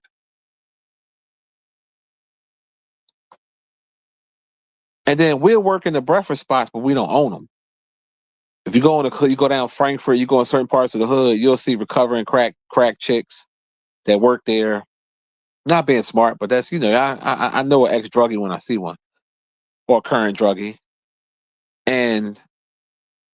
but they don't own it. Guess who own it? The Asians, and they employ them.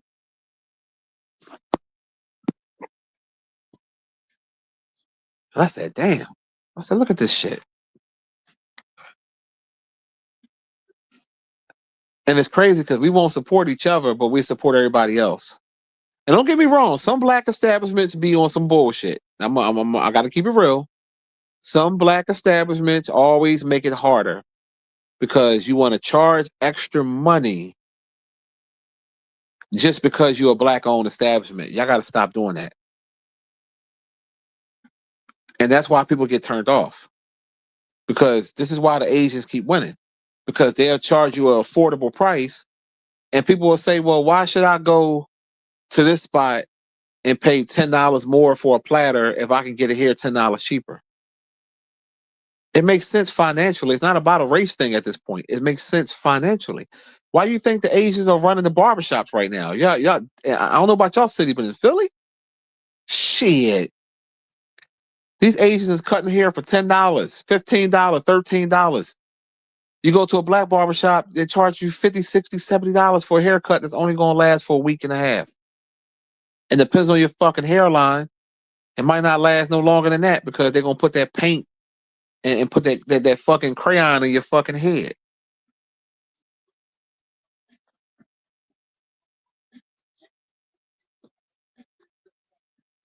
For real. You said if black people try to set up shop in their neighborhood, they wouldn't let it fly. Exactly. That's my point. That's my point.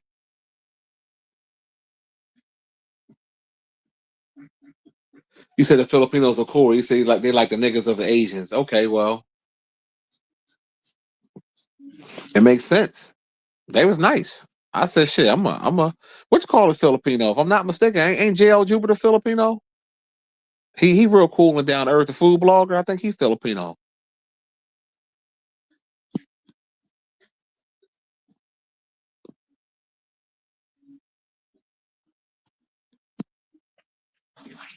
Yeah, but you can't. The Asians are the only ones that can do that. They can go in any neighborhood and flourish. We can't go in their neighborhood now. Right now, they got the that dude that Oskino beefing with Garci. He got a cheesesteak spot down there in Chinatown.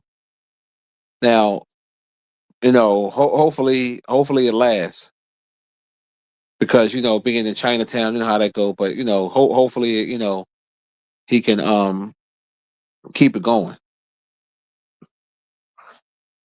But sometimes it's best to have something in the neighborhood that is going to be supported by it, because I wouldn't want to have nothing in no damn Chinatown.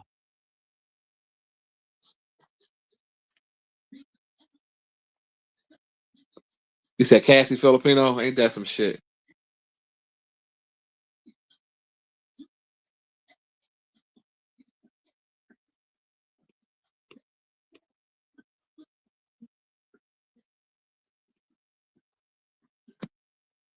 Man, you said the Filipinos racist too? Who you talking about?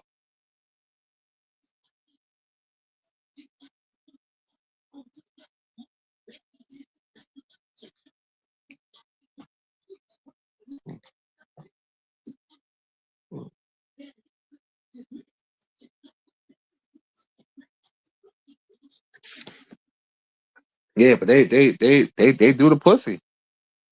And some of it is they're not gonna let black people in, meaning like they're not gonna let too many black people own hair stores. You gotta have long money for that. Asians control that shit. Them beauty discount stores, shit, that's a gold mine. They make that they killing it with that bread.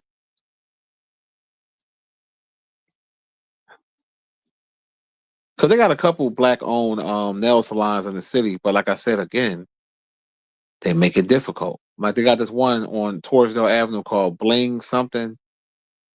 And I know she had did some stuff for Patti LaBelle before, because she wanted the Patti LaBelle house, because Patti LaBelle get that special treatment and shit.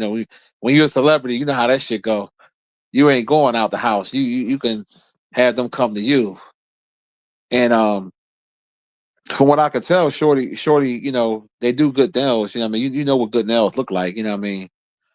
But I heard some things like of you have to book an appointment and they got to charge you. It's just like a lot of shit with it. You know what I mean? And one thing the Asians do well is they make it easy for you. They make it easy. Sometimes our own people, we like to make things a little bit more difficult.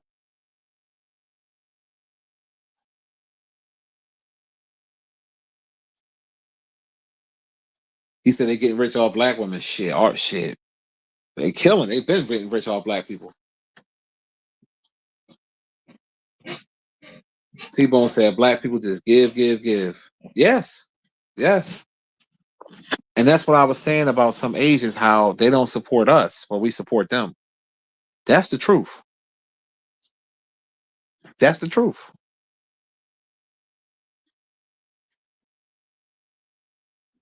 They don't see no value in supporting us. And that's just the harsh reality of it. Let's just be honest. They don't see no value in supporting black Americans. Why? Why?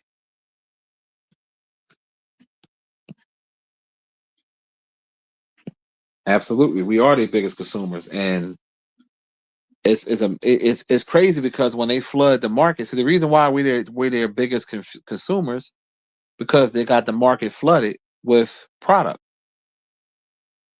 If women need beauty products, they need hair, they need eyelashes, they need whatever. Who you think own those stores? Asians. They want their nails done. They want their feet done. They want their eyebrows plucked. Coochie wax. Who's running that? Asians.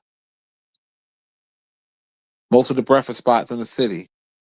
I mean, you got some white ones, but you know what I'm saying. Like, a lot of them breakfast spots, especially them little hole in the wall joints.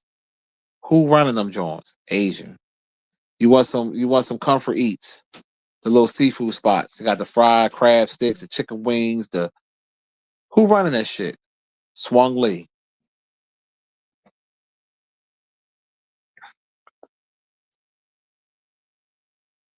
He said Madison weeds was illegal. Shit, man. Black women that go crazy. They be breaking the law like a motherfucker. they be they be they be breaking the law like a motherfucker. Shit. And so like just like um I'm not paying 50, 60, $70 for a haircut. I'm just not. So I go to the fucking Asians. I got two Asian barbers I go to. One charge 18, that one charge 13. And the one that charge 13, he open on Sundays. And he's asking me to promote his business. Oh, can you give me a thing on Google? I ain't do that shit. Like motherfucker, me promoting you is me paying you my $13. I'm not going to extra promote you. I'm not doing that because you ain't gonna extra promote. What are you doing for me? You cutting my hair. That's the even trade. I gave you the money. You cut my hair at the end. I'm not doing nothing extra because y'all don't do nothing extra. The only Asian person I see that try to help black people out, like their businesses, is JL Jupiter. Other than that, ain't no Asians trying to, you know, why you think they opening up supermarkets everywhere? Asians got their own markets. We the only race of people that don't have our own markets. Think about it. Up there in Ben Salem or right near Franklin Mills and all that, they got fucking I think that is Ben Salem. They got fucking Indian markets. Remember I told you I went up there to get some oil? They got a whole Indian market. Like these different races, a culture of people that weren't even born here got their own fucking market. Listen to what I'm telling y'all. They own market. I'm like, yo, what the fuck? We the only ones. The Spanish, they got Latina markets. They got the Latina meat stores. I ain't never seen a black market in my life. Now it might be a black meat store in the city. Maybe somebody can tell me where to go. But it might be somewhere. But I never seen it. And when you think about that, it's like whoa. And they be crowded. Them Asian markets. You ever see them parking lots? And nothing, oh my god, nothing but pumpkin heads lined up, lined up, lined up, lined up.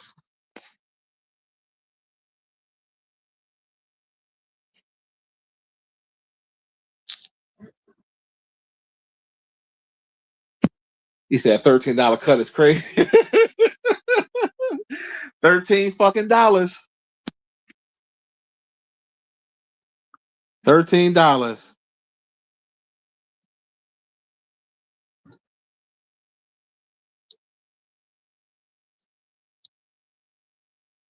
$13 fucking.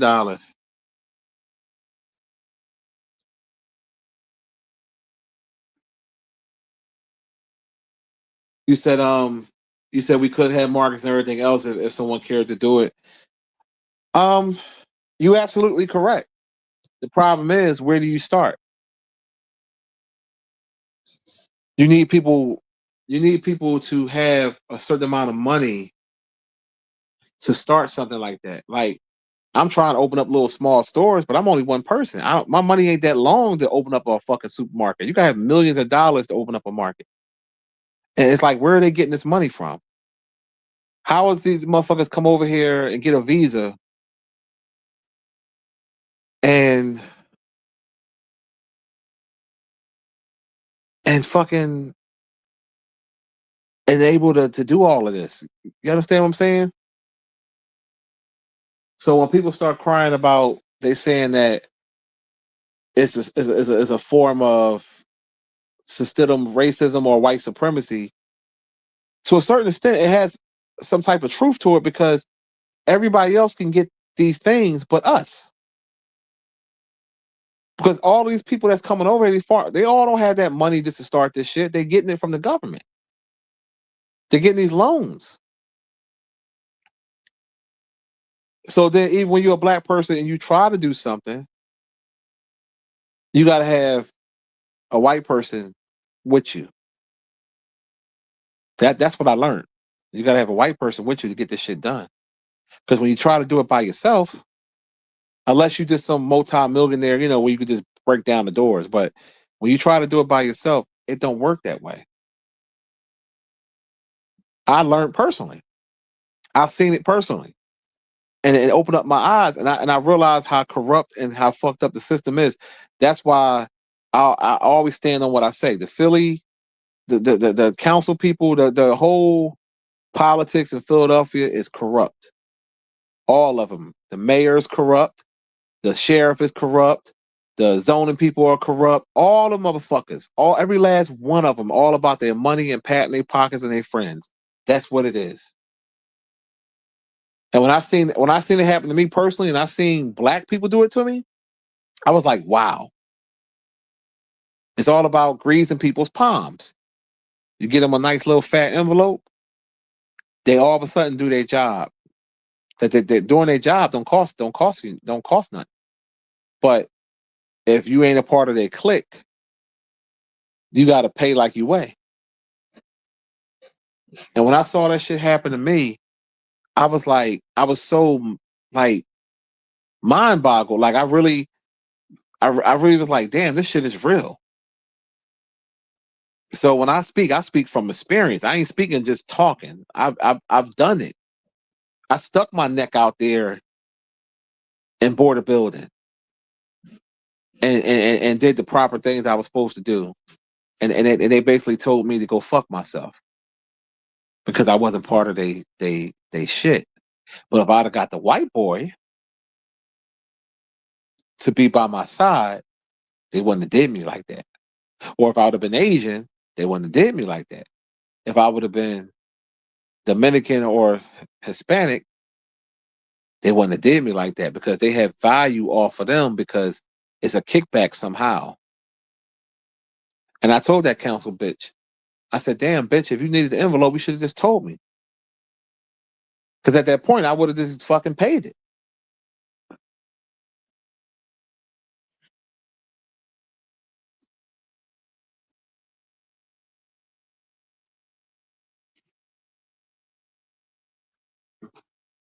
He said to get ahead, you gotta be an immigrant.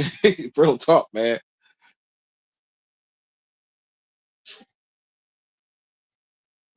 Yeah.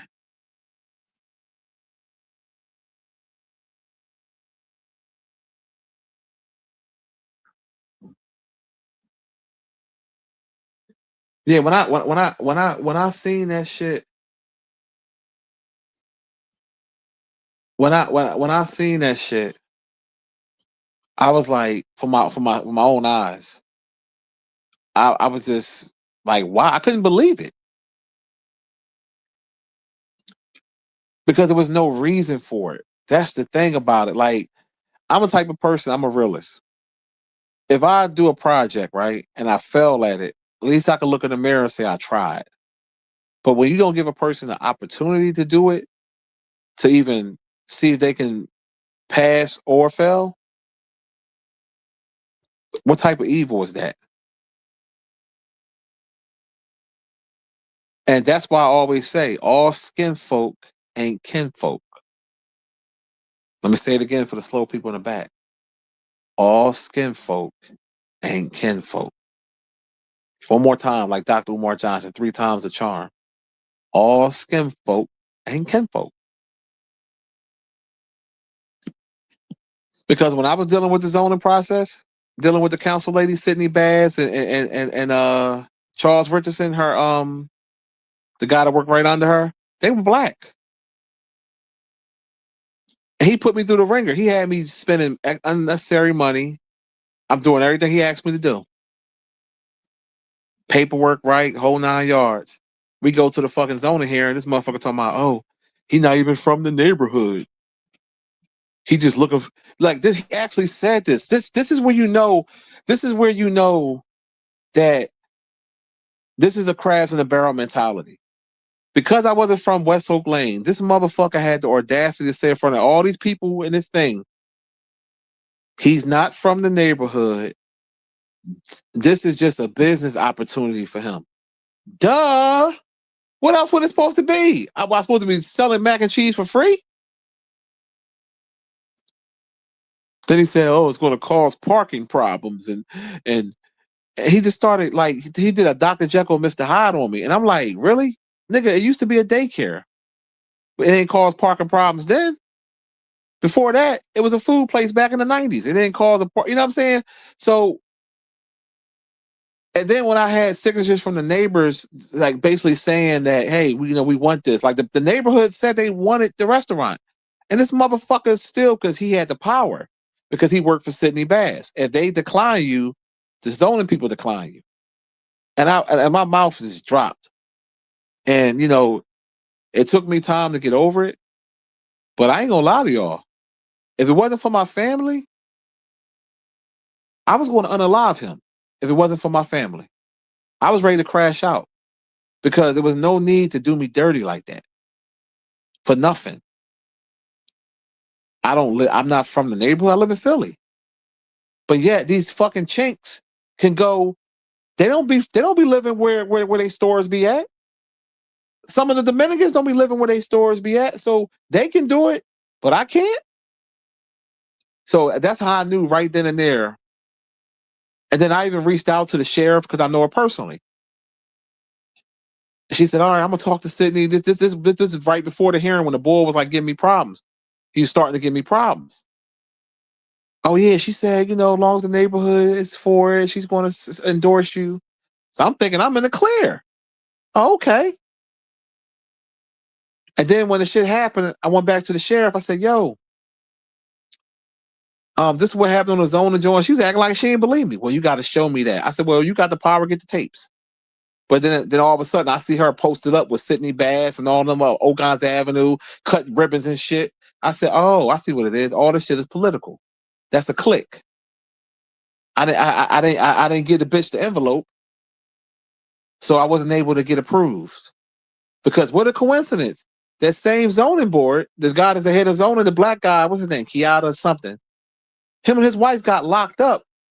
They got charged with skimming off taking bribes for zoning contracts, and then they beat it in court. If their smoke is fire. So the whole system is corrupt, and that's why I speak so adamant about it, because I'm a product of the corrupt system in Philadelphia. But yet, if I was a pumpkin head, slant eye Asian, it wouldn't have been no fucking problem. So this is what I mean, where it's harder for us to do things. That's why when I do businesses now and shit I do on the side now, I gotta do it under other people's name, or like I gotta act like I'm some, what I mean? I gotta be like a silent partner, because it's a shame that you gotta be like that.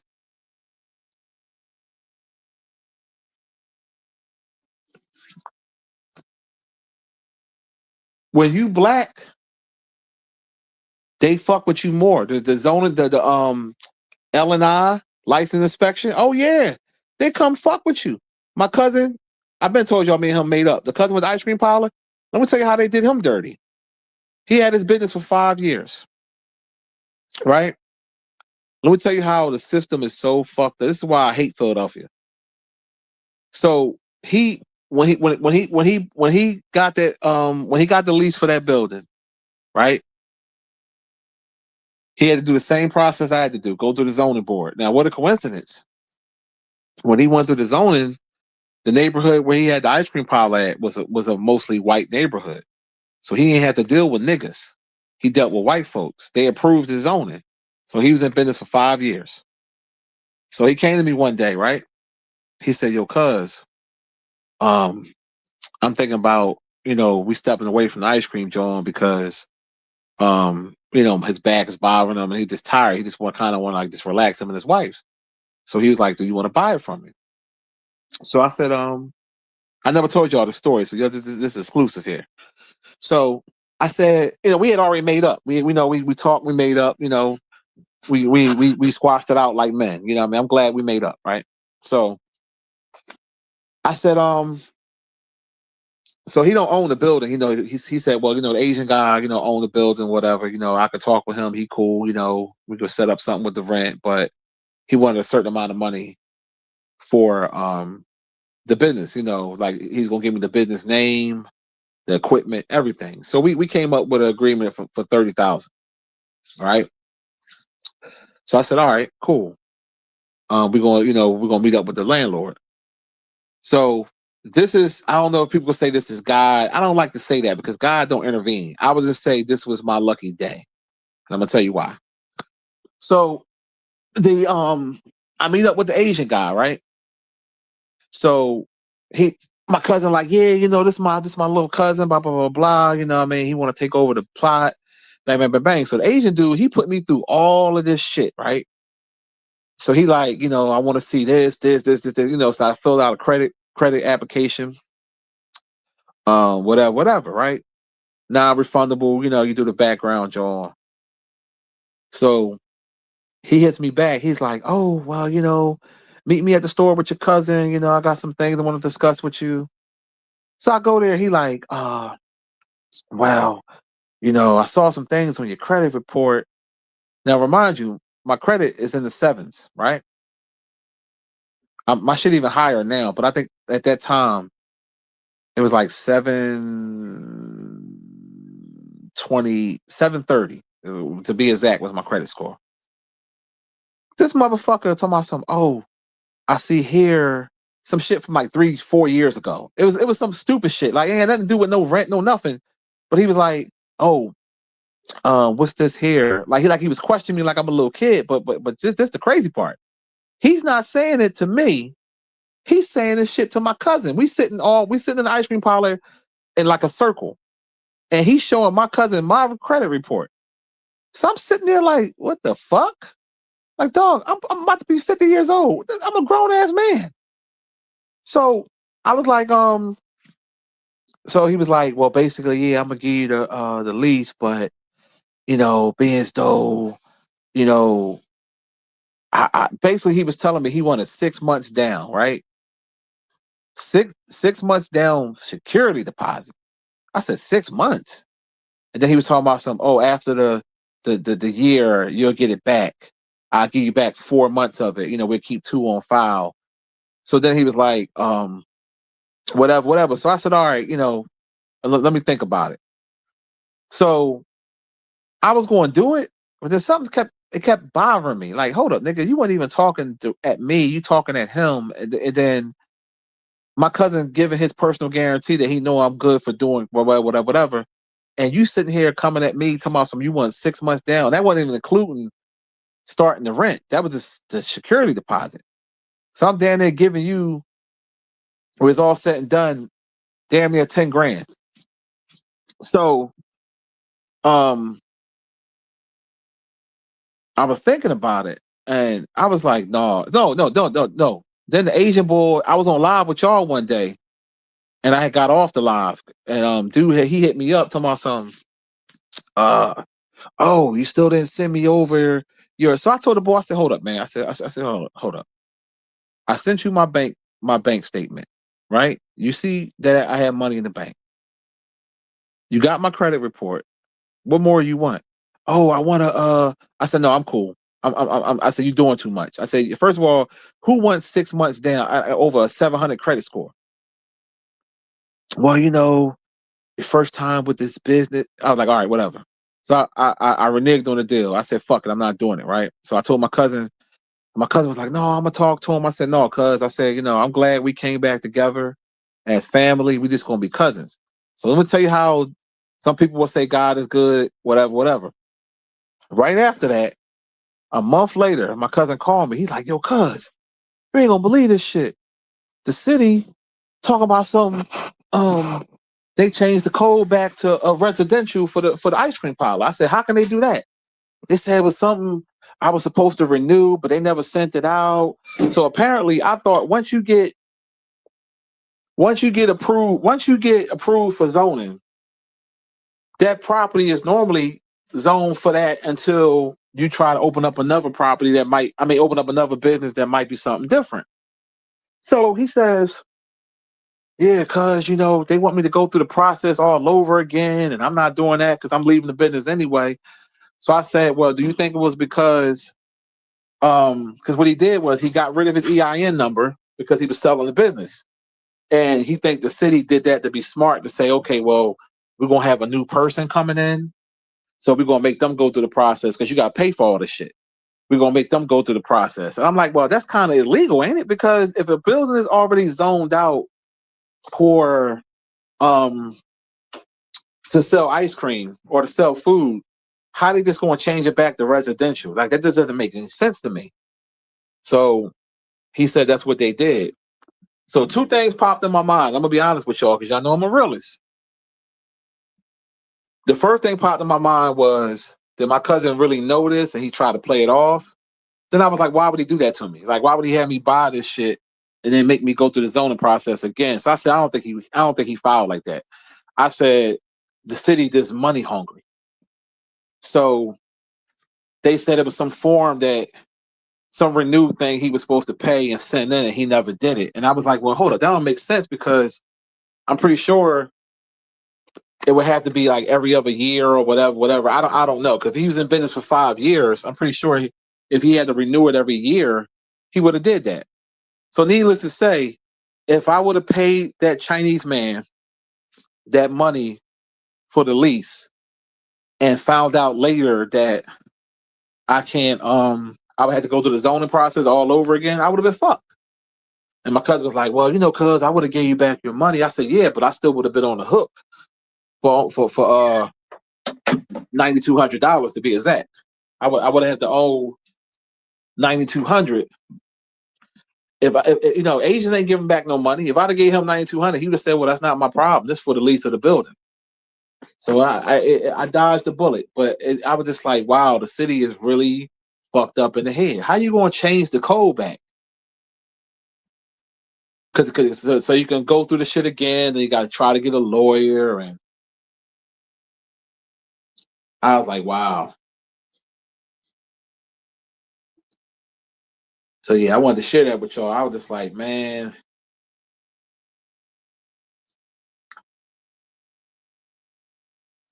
I was like, man.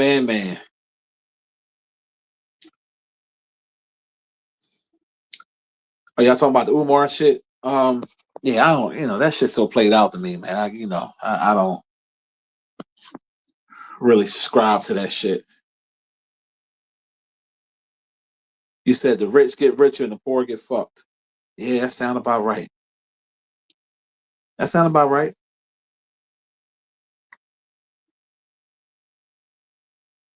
That sounds about right. Yeah, he definitely was hating, man. He started snitching at the boy Charles Richardson. He started snitching at the hearing too, talking about some, yeah, and he put a stove in there, and why wouldn't I put it? It's a fucking restaurant. Why wouldn't I put it? I'm sitting there like, yo, like, I've never seen nothing like that, and I'm so glad that I didn't crash out. I'm glad that I let it go, but at that time, oh yeah, I was very, very, like, I don't think y'all understand. I was really going to crash out on dude. And I remember some of y'all called down there for me and shit. When I told y'all about it back then, I remember because he called the sheriff, because I know her. It was like, yeah, tell your nephew, people was calling down here threatening me. And I was like, and she called and told me, I said, I ain't got nothing to do with that. I said, I got online and I said, I basically said what the boy did, and they took it upon themselves to call and curse him out. I ain't tell them to do that. I said, That's a city council place. They could track that. So it ain't come from me. I only called down there one time. I called down there afterwards. I cursed Sidney Bass out and I cursed his ass out, and that was it. I was done. I'm not no fool. I ain't gonna keep calling no federal, no government aid. You know what I'm saying? And I knew she was on fuck shit then. You know, when I told her how they did me, I said, if you spend all that fucking money in a person do you dirty, you gonna be mad and salty too.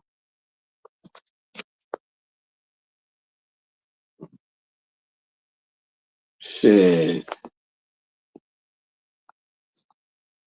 But that's you know that's the way of that's the way of life. I'm gonna go put me something more. I'm about to cook me some scrapple. I gotta taste for some scrapple.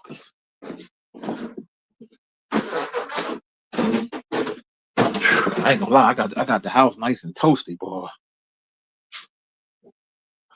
Nice and toasty. Hey, doggy,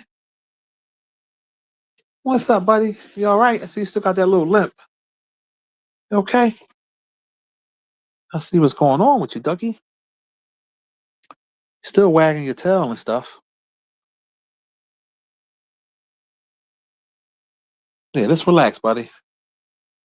Okay? Yeah, sit back and relax. I don't want you doing too much.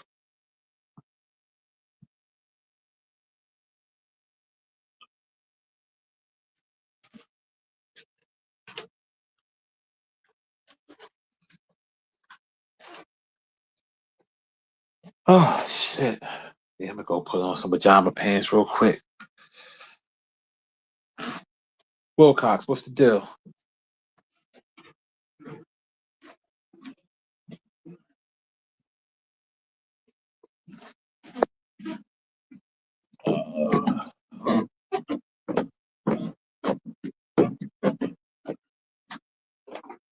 Hold on for a second, y'all.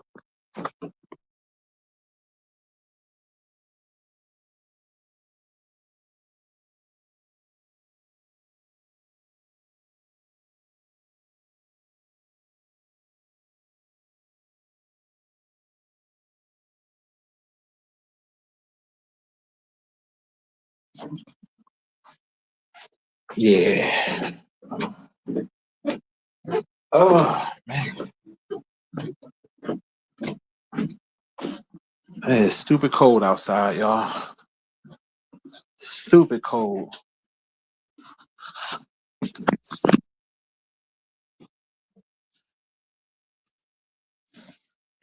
No, I'm about to put them on now. Oh, here you go.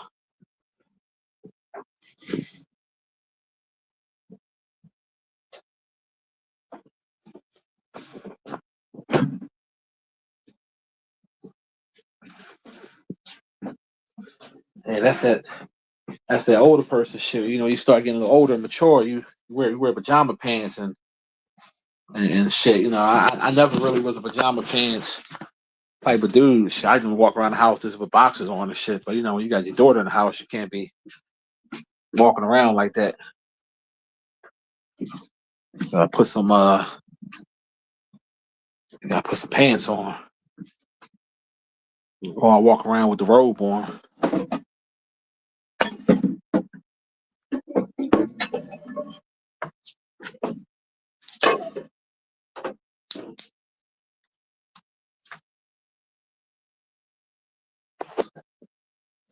You said salt irritated his paws. That's probably what happened. That's probably what happened. That's why he won't put no weight on his leg. Yeah, probably salt probably fuck with his leg. We did wash him off a little bit last night, so yeah, salt. How long do you think it's gonna last for?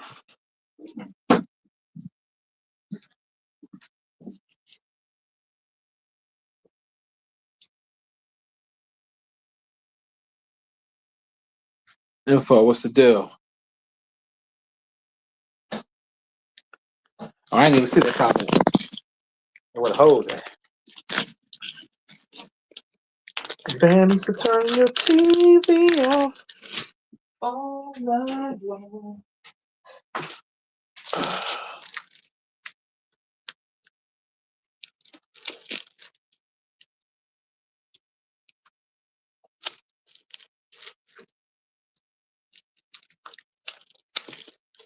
There we go. Cutting that scrapple real good. It's not like we got some sharp knives, boy. Oh, good sharp knives.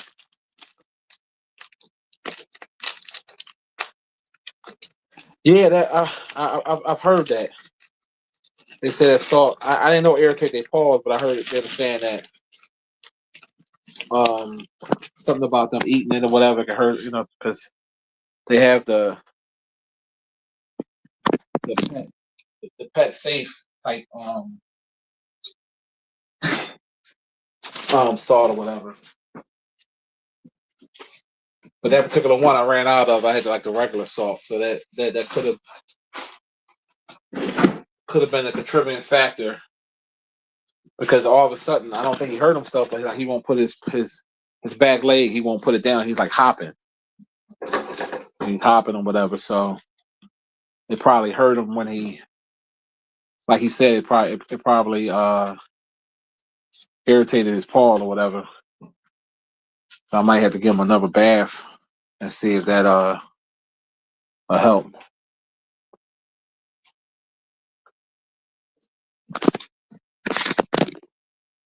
Let's see.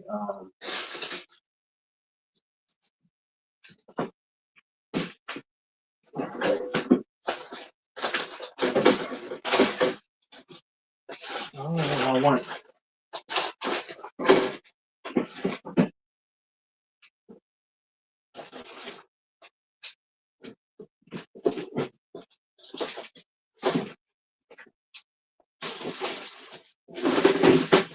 Shit. You put a water in the refrigerator without no damn. Thing.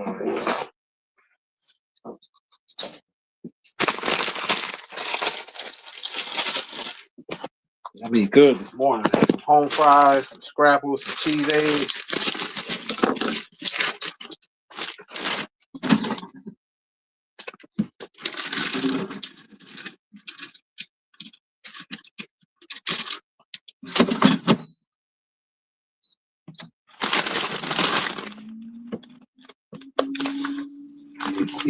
Eat good, people.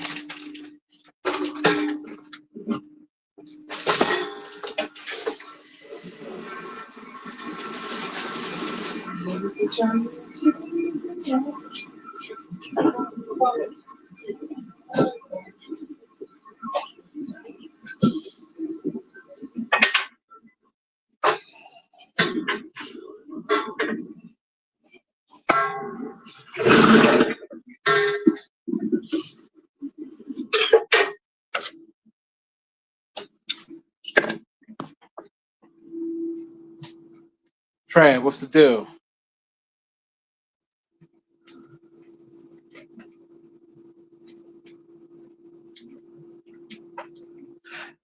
Yeah, I'm gonna get to the bottom of it and find out what's bothering them. Isn't that right, Nazi Poo? Isn't that right, buddy? All right, Nazi Poo. What's up, buddy? What's up, buddy? Give me some love. Good boy. That's a good boy. You all right?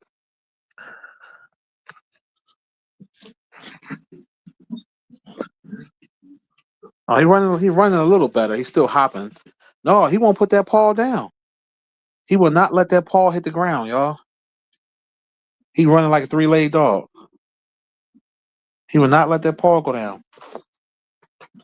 Hey, Dougie. What's up, buddy? Good boy. Good. He just came up on his hind legs now. That's a good sign. Hey, buddy. You want some doggy treats? Come on. Want some treats? Treats? I got some treats. Daddy got some treats for you. There you go. Good boy. You want some treats? Yeah, come on. Daddy got treats for you. Good boy. Good dog. All right, he's walking on it a little bit now. Okay, something must have irritated, but yeah, he just put some pressure on it. Because last night he wouldn't jump up on his hind legs at all. He just did it just now for them treats. And I thought I was gonna take him to doggy goddamn doctors and shit. You know, he a Pomeranian Shih Tzu, so you know he was trying to overcharge you and shit. You know, he a little prissy dog. You know, a little high maintenance dog. So you already know what time it is.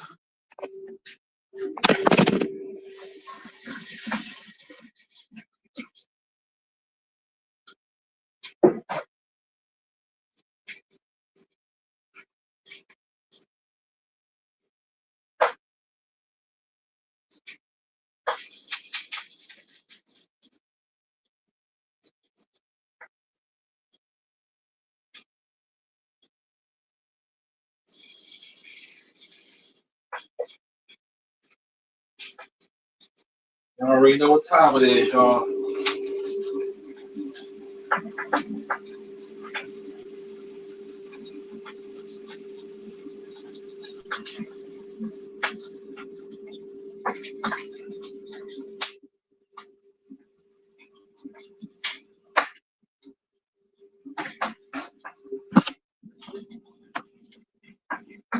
You got the Patriots +4.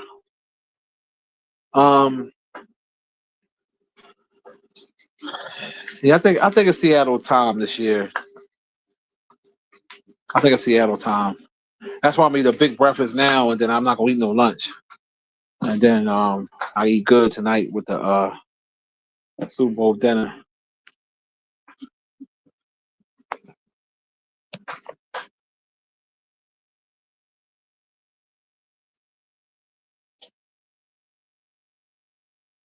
Yeah, I wish the Eagles was in it, but you know, this wasn't our year this year, man. You just saw the way it was going, man. It wasn't our time.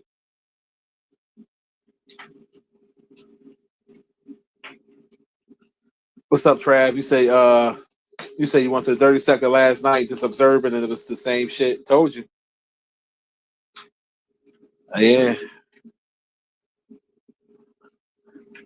We already knew that though. You knew that wasn't gonna change.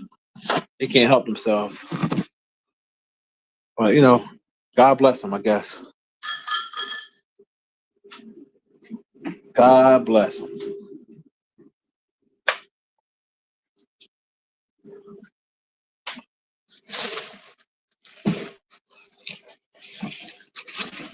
Man, shout out to Costco, man. Costco be having some alright shit. I've been getting down with them lately. And nah, you can't be putting your little dry dog food on the floor.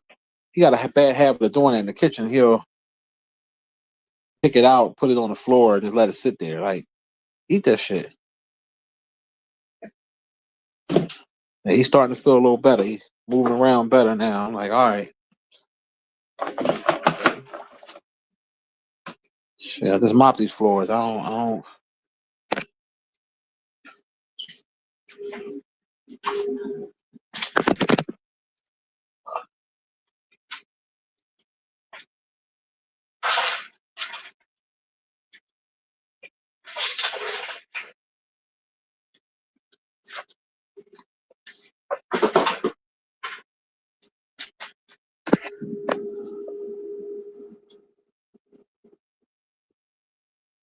Yeah, the drama with AJ Brown definitely didn't help. Offensive coordinator was garbage, but ain't gonna be no excuses if the offensive coordinator do well this year, like call good plays, and we still don't execute, then we know that it's more than offensive coordinator. Then we know it's Hurts progressing, because sometimes we're gonna have to look at Hurts to say, hey, what's really going on here?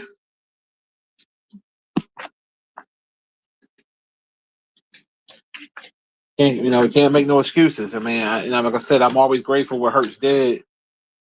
Played very well in both Super Bowls, and did his thing. But whether you got a bad offensive coordinator or not, you got to produce on the field.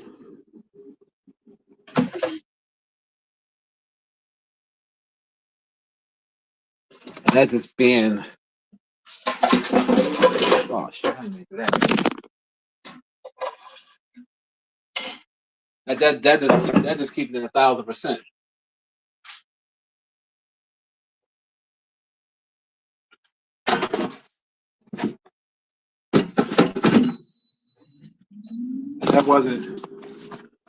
That wasn't really the case in this situation.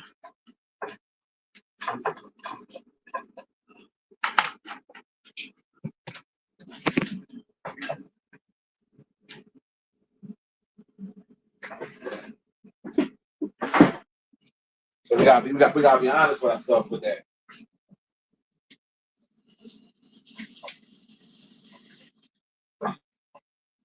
We gotta be honest and keep it real.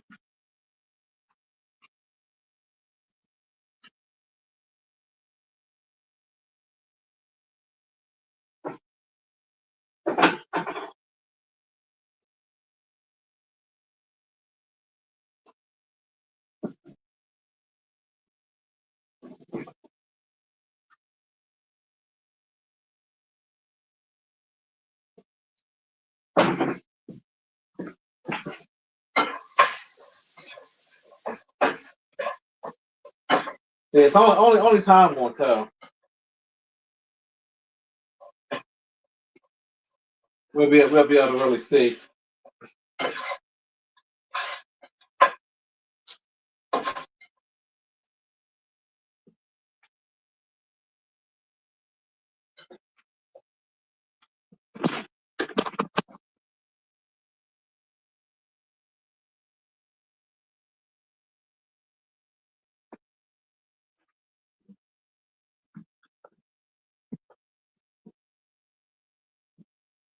What's up, Breezy?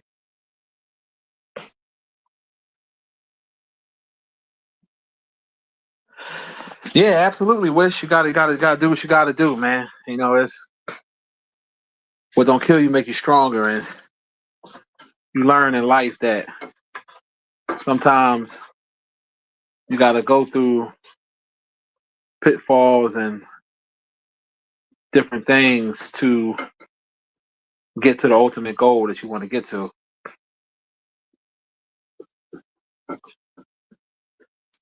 That's how I view it. I mean, I definitely got that mindset now. I mean, then I was, of course, I didn't have that mindset because I was upset. But once you kind of calm down from it, because I'm a Taurus, so it takes me time to calm down from when I'm pissed. Some people can decompress fast, but not me.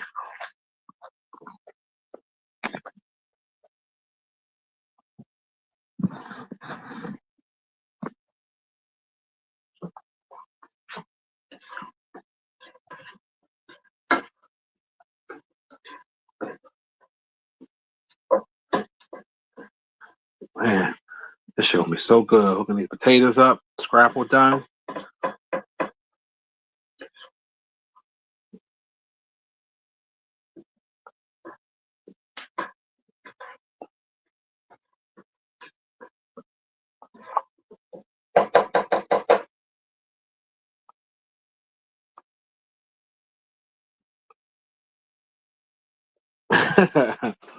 So you and your wife about to go to the gym? That's what's up, man. Shout out to wifey. Salute to her. Breezy say he taking that more than shit.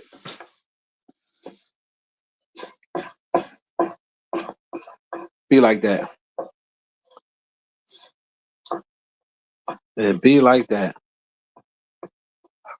Don't you hate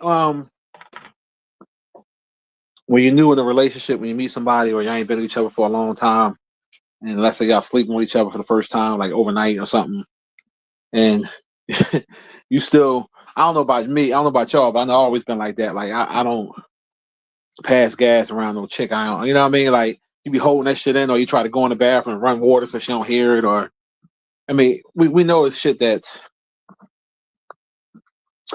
natural, but it's like way different from when you've been with somebody versus um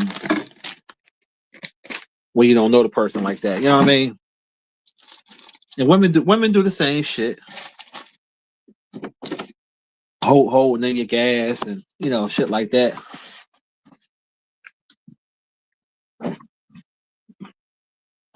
They do the same exact shit.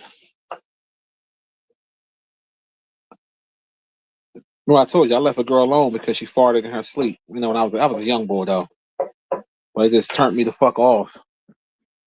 Bitch was sleeping, did a double deuce fart. I was like, hell no. And I know it's natural and shit like that, but I don't. I was real vague. I was real fucked up back then, but I straight left that motherfucker alone. Like, bitch, how dare you fart?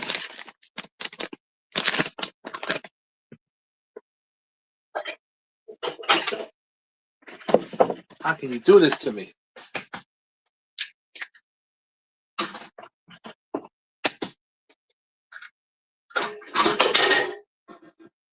I cannot believe you did this to me.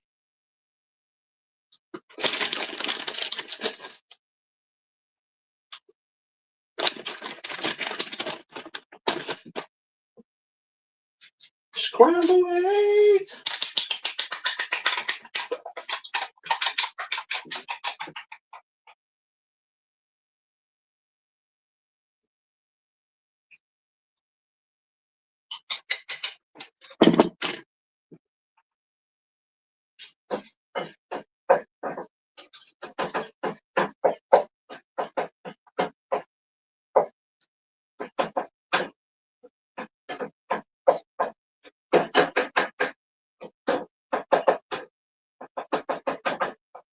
Am I the only one that done that?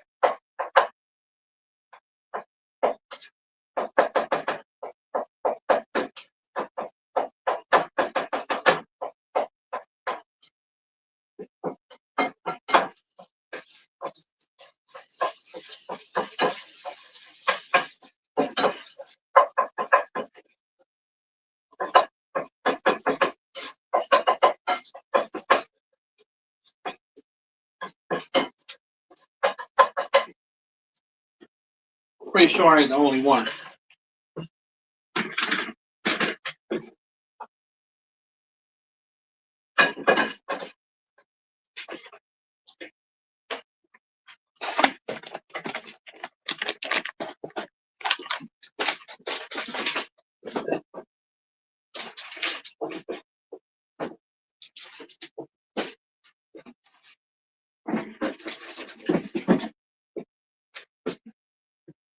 Oh, man.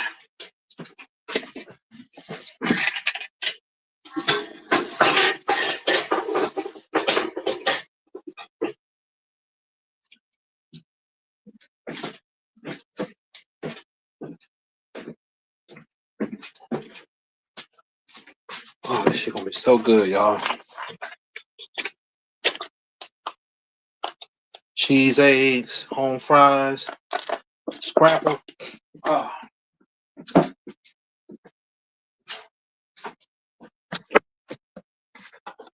Out here get disrespectful with this.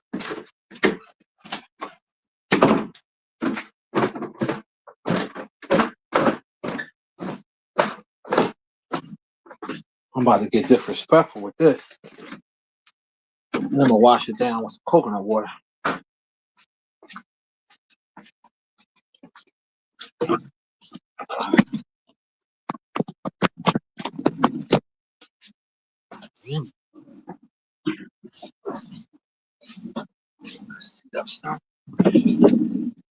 Let's see.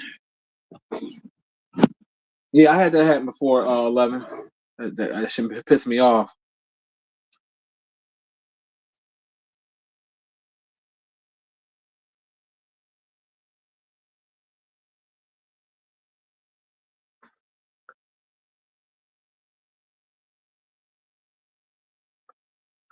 You said a little fart ain't bad. I mean, yeah, you gotta remember, man. I was younger, and but still, ain't nothing you do when you first meet a person.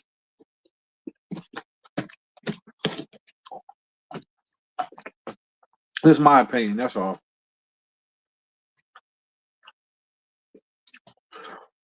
Yeah, breakfast is the most important part of the day.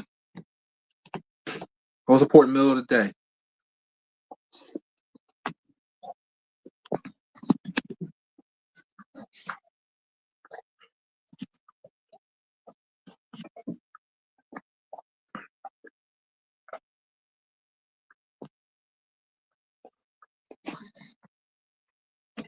Real talk.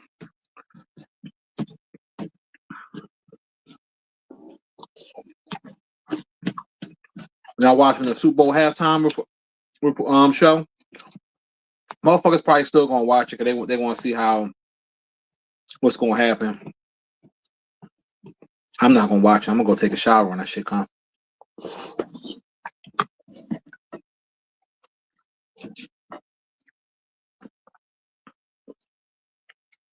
Oh hell no! Trav said he met this chick online years ago. When he got to her house, she was burping and farting. It was an instant turn off. Yeah, I'd have left.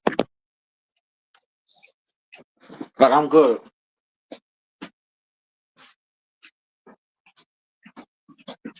Ain't no way in the world.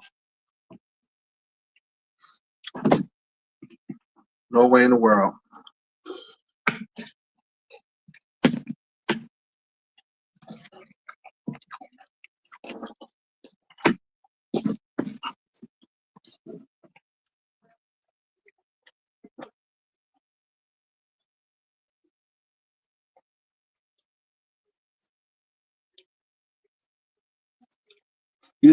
Breezy said they on to your Sam's Club. Now they be checking the cart to find the steaks you be hiding. Yeah, you're gonna only do that for so many times.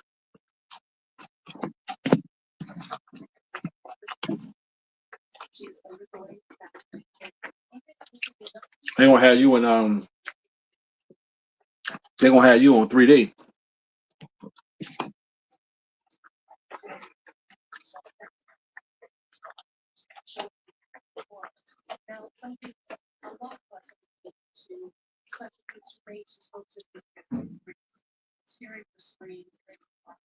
Yeah, I ain't even see that no name. I don't even want to see no shit like that. Like people doing anything for attention. I don't understand it.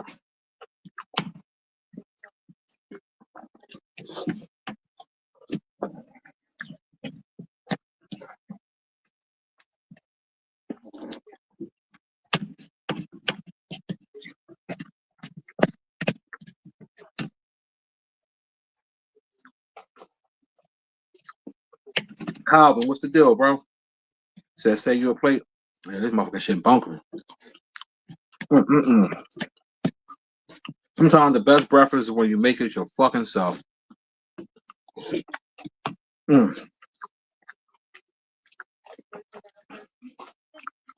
That's it. This shit right here? This shit right here? Man.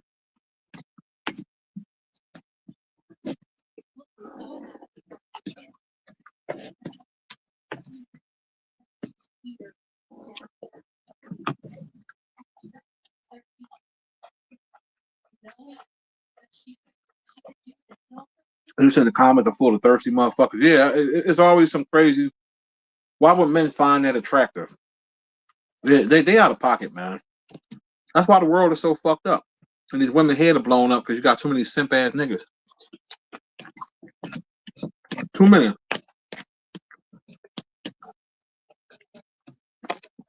That's ridiculous.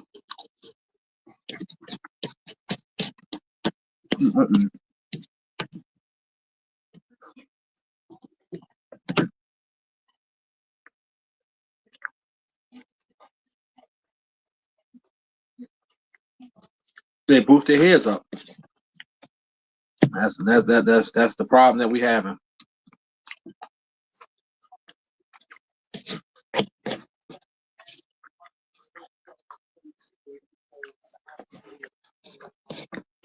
Yeah, because again, you can't blame the women 1,000%. You got to blame the stupid ass men that's allowing these women to do what they do this shit. They want money for their Instagram and all this stupid shit.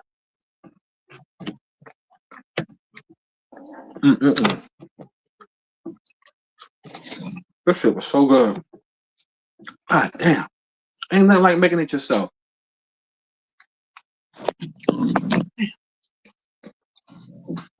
I'm in heaven. Take my multivitamin real quick.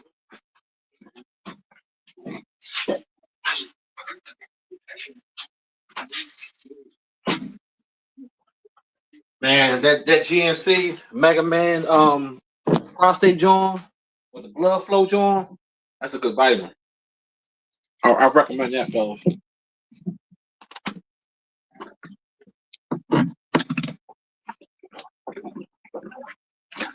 That joint definitely all right.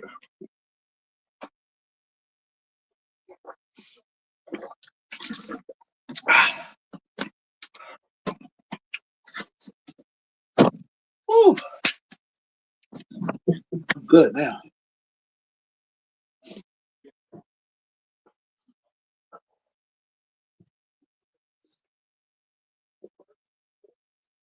Yeah. Social media is definitely cooked no name, and yeah. Trav said one twerk. He said one twerk video ads in the comments be for men. Hey, beautiful. It's sad but funny. Yeah, and some of them chicks don't even be fucking beautiful.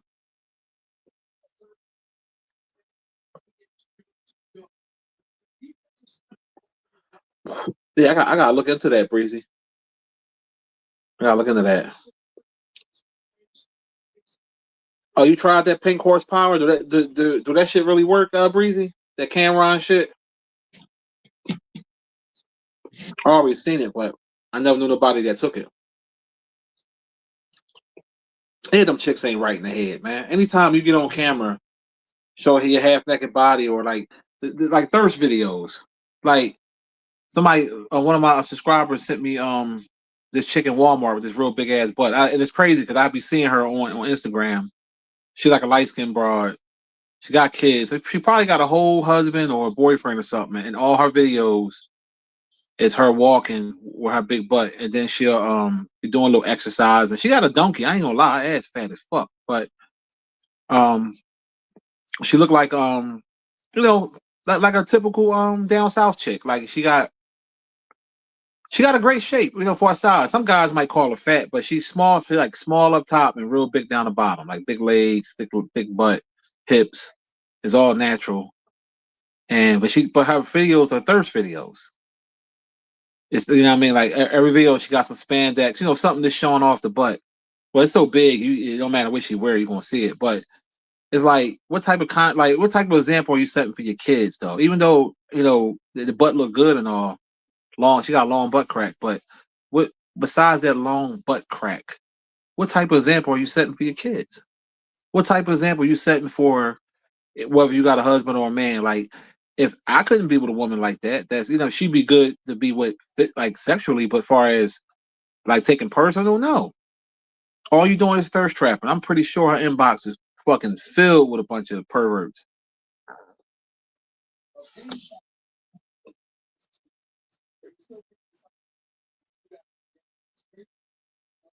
Like, for real.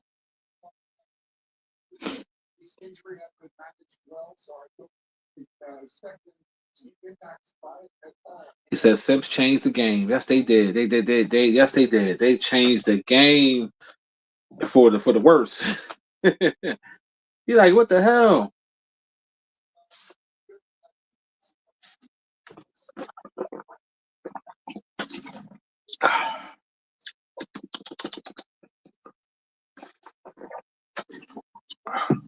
Oh yeah, I gotta take my I keep I'm slipping.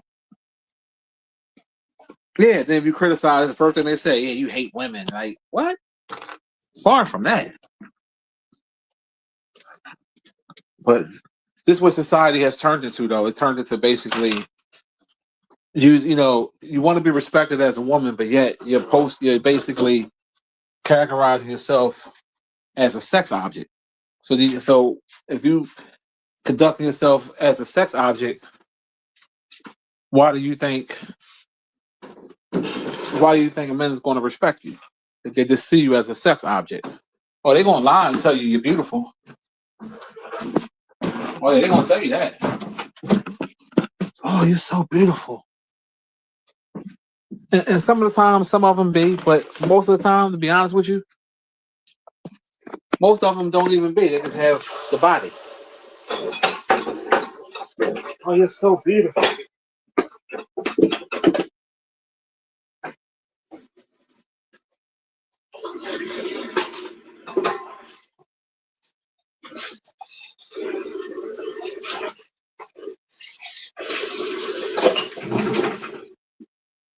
That's why they got to stop telling them they look good and just tell them, like they don't. That's what they keep telling them. Oh, you look so good, baby. No, you don't.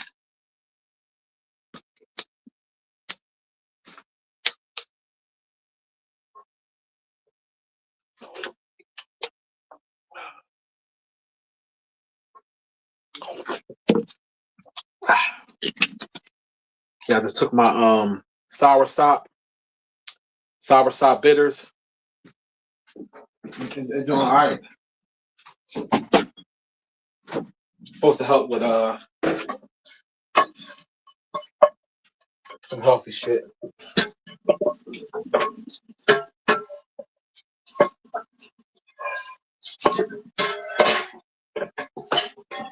You know how they go. You get older. The stomach. I know for me, I'll be having stomach issues, so that's why I buy stuff to soothe my stomach. Stuff that's good for digestion and shit like that.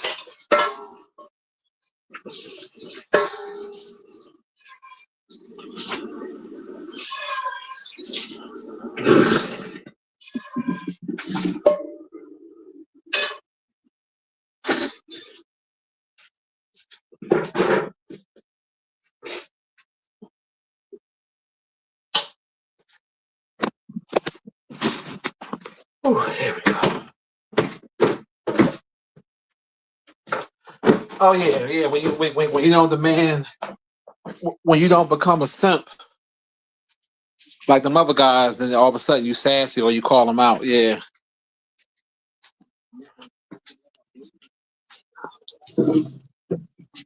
You already know how I go.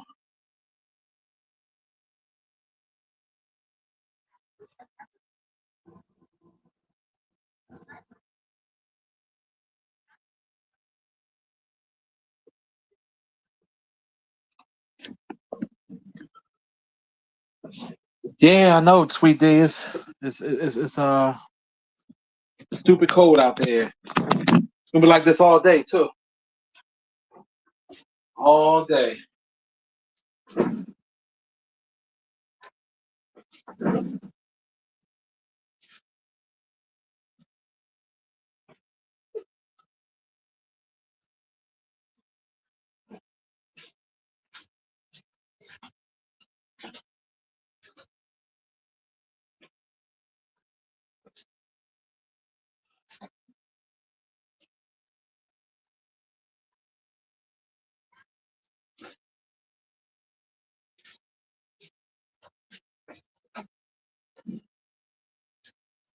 All day gonna be super cold.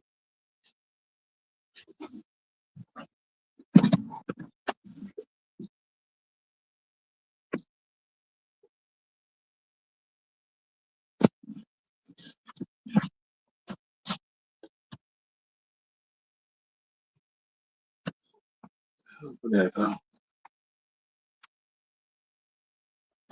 Yeah, 11. Yeah, anytime you criticize, you're a woman hater or.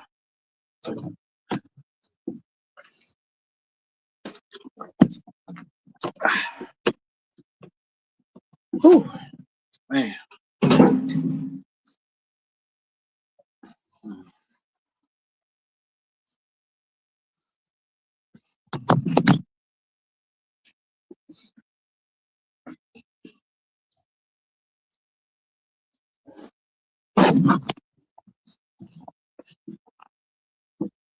Yeah, I think next week we're supposed to get a little bit of relief with the weather.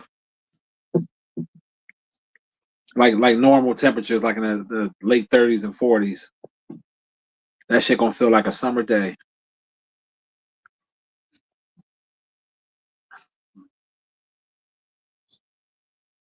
But remember I talked about that before. It's real taxing that it's like every time. That's why I don't go on Instagram that much. Every time I get on Instagram, it's all I see thirst videos, and I'm like, yo, like what else you have to offer? It was cute in the beginning. All right, who don't like looking at a big butt? But after a while, it's like when you seen a bunch of big asses, you seen them. It's no different from a woman. She's seen all dicks. It's like, you know what I'm saying? Like, it's like, what else you have to bring to the table?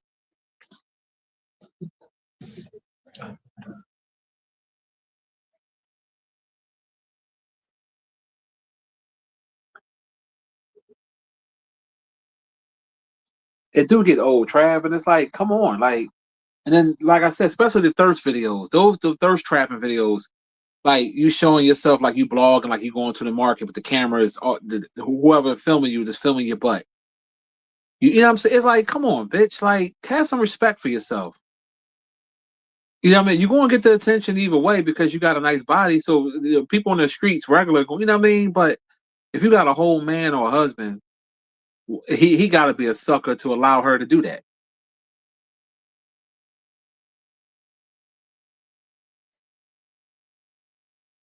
My man Paul said, "Them hoes ain't got nothing to offer but a headache." It's ridiculous, man. It's just the games, and it's not all women, man. It's just some of these knucklehead broads.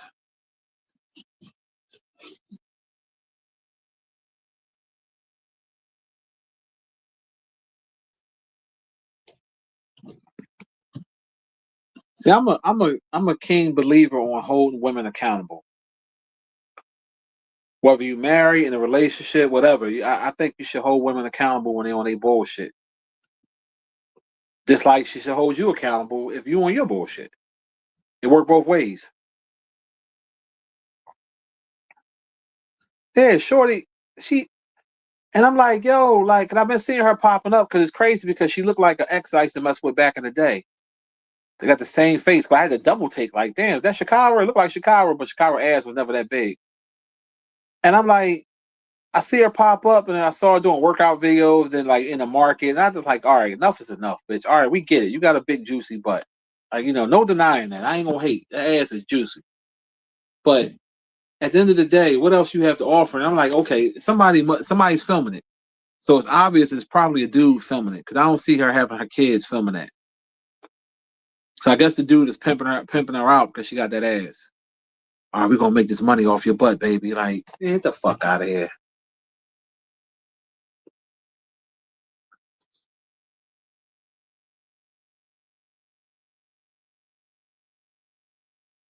Cold cornball ass dude. There was another chick that was doing that same shit. She was definitely married with kids. I forgot on Instagram. I forgot her name. She do cooking videos, but she got booty shorts on and all this. And I'm just like, really? And all the guys in the comments being disrespectful, right? But then again, are they really being disrespectful? Because this is how you coming off sexual, and they know she married, and they still coming at her. That's a turn off. I'm sorry. I'm gonna be honest. That ain't it. Don't no man want his woman online showing her goods to everybody for thirst trapping.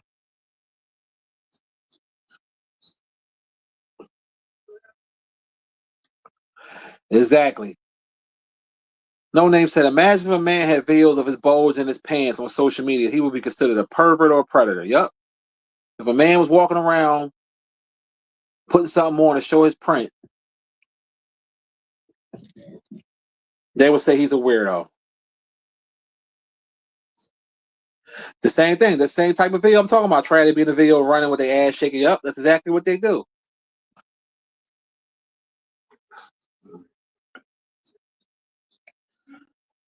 I'd be cracking up like, all right, shorty, we get it. You got a big butt. We get it. All right, what else do you have to offer? What's inside your brain? What's your conversation like? What's your goals in life? What's your aspirations? What things you want to do?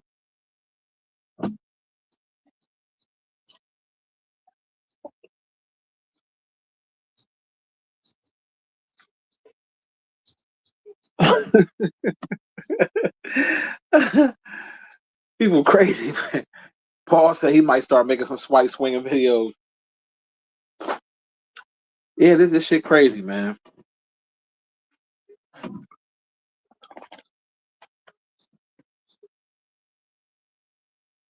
Like I get that from porn stars because they whores. That's all they do is basically, you know. You said big ass, higher odds that motherfucker ain't clean. Especially when they got them real big donkey butts. Yeah, because you sweat. Think about it. You sweat when you're moving around. So imagine if you got an oversized donkey butt. You know it's shit in that butt. She ain't, you know what I mean? She ain't. Some of these women don't realize when you take a number two, you're supposed to wash up after that. Taller tissue ain't getting that shit up out of there.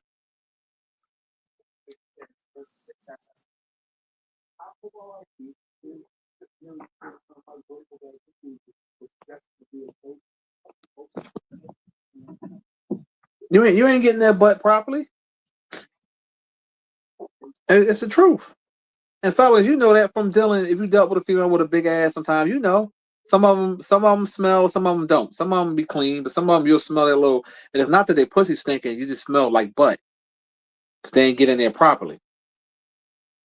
And you gotta look. You gotta hit it from the back and look up at the sky. You can't look down. You're trying to move your nose away from it. You gotta cover your nose. It's like no. Ah.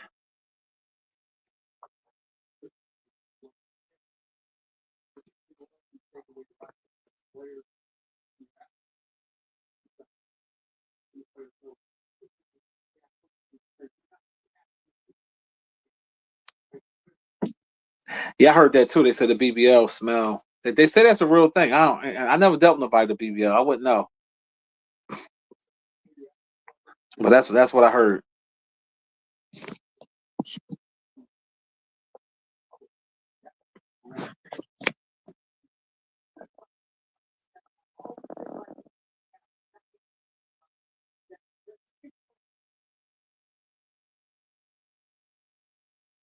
Get the fuck out of here. Yeah, I'm bad. You know what's my pet peeve, right? If you text somebody, right, and then they'll text you back and they'll say, "Oh, I got your message. I didn't respond to it yet, but good morning." Well, hit me the fuck up when you gonna respond to my message. That shit grinds my gears. Like, say if you send somebody a voice text, right, the night before, and they read it, you saw they read it that night, and then the first thing you should do when you hit that person up the next day is respond to what the fuck I asked you, not say good morning. How was your night? I heard your message. I didn't respond to it yet. What? The fuck? Am I tripping? Maybe it's me. Maybe it's me. Y'all can tell me, is it me? But that don't sound right. If someone texts me, and let's say they send me a voice text, and I read it, I listened to it last night. I'm not gonna text them in the morning. I'm gonna text them you know, when I get up to say, hey, respond to what they said. Not just disregard what you said in the message and say, I didn't respond yet, but I listened to it.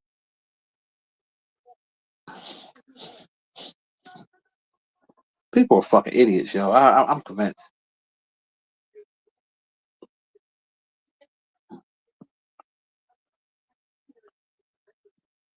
Cause I'm maybe it's me. Like I'm always willing to take accountability if I'm tripping. Maybe it's me, but it just shit like that this irritates me because it's like when you do stuff like that, it's almost like you trying to think of something to you're trying to think of something to say or whatever. I don't know.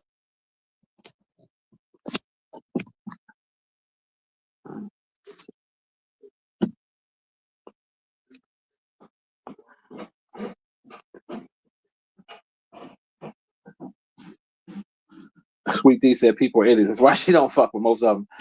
Yeah, I'm definitely in agreement of that. I'm in agreement with that. That a lot of people are truly, truly, truly idiots.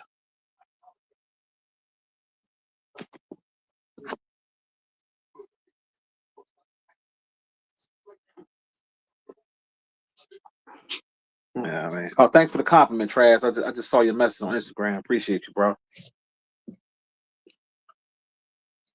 You know, showing love to the channel.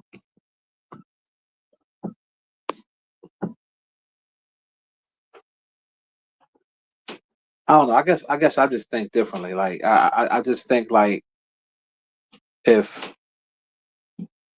I send you a message and I voice my concerns to you, naturally I want a response. I don't want to hear a good morning. How was your night? You know what I'm saying? I want to hear your rebuttal to whatever the fuck I had to say. And then to add insult to injury, to tell me something I already knew. Yeah, I listened to your message, but I ain't respond to it yet. What? Who the fuck you talking to? Like what? No shit. I know you listened to my fucking message. I saw that you read it, motherfucker. I know you listened to it. You listened to it last night. Like people, I'm telling you, boy. That's why I keep my circle small, man. People are idiots, fucking cold idiots.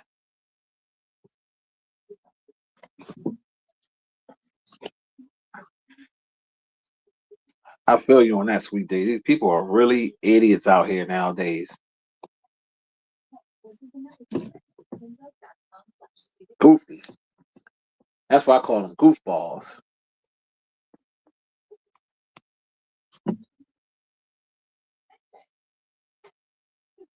Because I take it as a form of disrespect. Like you basically disregarding what I asked you, or what I could. What I'm saying, you disregarding that to say, "Oh, I heard you, but I ain't responding to it yet." Well, don't hit me up till you respond. Why? Fuck your good morning. You should start it off with, "Hey, I heard your message. Good morning. This is my blah blah blah blah blah."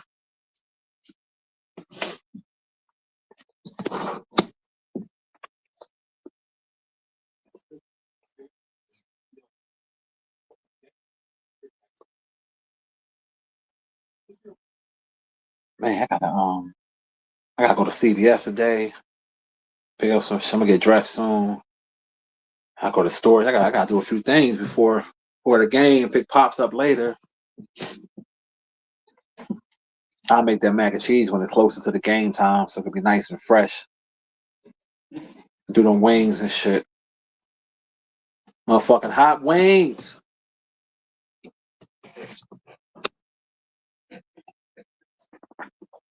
I just wanted to make sure I was. It wasn't. It's not me, because I'm like, I always thought that was weird when a person would, the same person would do it, and I'm gonna call him out on it when I talk to him. I'm like, yo, what type time you on? Don't respond to me until you're ready to respond to what the fuck I asked you.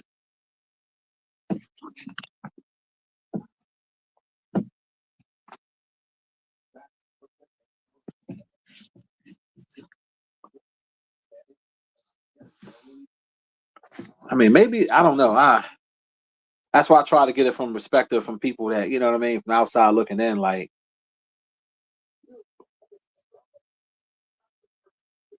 I was talking to my cousin, right? My older cousin down south, and he dealing with this little knucklehead bitch, and she keep playing with him like some dude. They live in a small town, so some dude that she used to talk to when was on a break. Long story short, um, he saw a dude truck over the crib a couple times, whatever. Shit him with a little side, little.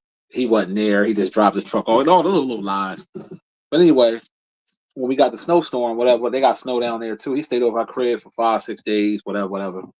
Then all of a sudden, the bitch talking about, I want to keep playing games with him. I want to just chill for a little while, be friends, and they've been dealing with each other basically for like 12, 13 years. I told my cousin, I said, cuz, you 65 years old. Like, nigga, you too old to be going back and forth with. She a little younger than him. She's like in her 50s. I said, you too old to be going back and forth with the dumb shit. Cut that bitch. I said, because what I learned about women is when a woman knows she got you, right? When she know that you press for her and you like, you need her attention, and when you stop giving her the attention, all of a sudden she will give you attention. Ladies know I ain't lying. Fellas, let me give you some advice. If you ever dealing with a woman, right, and let's say you like talking to her, and she the type of chick like she sometime with it, like she's more of a texter. She don't read, or she the type of chick she'll text you during the day, but you might only talk to her once or twice or whatever, and you might express it to her. Hey, I like talking on the phone. I don't like all that text and shit unless you at work, And if you keep telling Shorty something and she keep doing the same thing, then once you fall back from her, I guarantee you she's gonna start calling your ass then, because she's gonna be wondering why you ain't sweating her. See, some women, what I notice when they know a man is into them, they can get away with certain shit. But as soon as the man act like he don't give a fuck no more and nonchalant, then they want to be all on your top. So I told him, you too old for that shit. I said, she playing them games. It's obvious she still want to deal with the bull too and deal with you. He's like, yeah, cuz I might just keep this fucker, don't have no emotions. I said, no, just cut her off. Because you're dealing with it all that time. You got feelings for her. So you keep having sex with her, it's just going to keep the feelings coming back. Just cut her off and get some other women. I said, cuz shit, you ain't got that many, I don't know how long I don't know how long you got left on this earth. You might got 10 more years, might got 15. Don't know. Might got 20. But at 65, still be haggling with some women? Fuck that.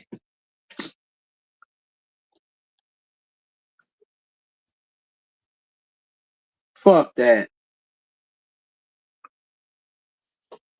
I said, let that shit go, dog. She playing with you. Playing these fucking games. You doing right by her, and then she messed around with this other dude, because basically they went on a break for a little while, couple months or whatever, and she had met this younger guy, and then the guy was still in the picture. That she claimed she wouldn't mess with him no more. He would just be coming over to talk, like she hitting him with the dumb shit because she know that he pressed for her. So again, when a woman knows she got you, she gonna test the limits a little bit. But and ladies know what I'm talking about. Should no man, if a man, ladies, let me talk to the ladies for a minute. If y'all dating, boyfriend, husband, boyfriend, girlfriend, right? And a man tell you, hey, I like hearing your voice, baby. He's telling you he likes hearing your voice. He likes talking to you. So that goes to show that he's into you. Not that he's being a bugaboo. Not that he's trying to be on the phone with you 20 hours in a day. But if you like kind of showing that off or acting like, whatever, best to believe when his ass fall back, you're gonna be on his top. Or he might fall back completely and say, fuck you. Because one thing about men that you gotta understand, ladies, if we put our heart into a woman and you kind of like seem like you ain't putting the same effort, or you seem like you like not taking it as serious, once I can't speak for all men, but I know for me, I lose respect for you. Then I'm gone.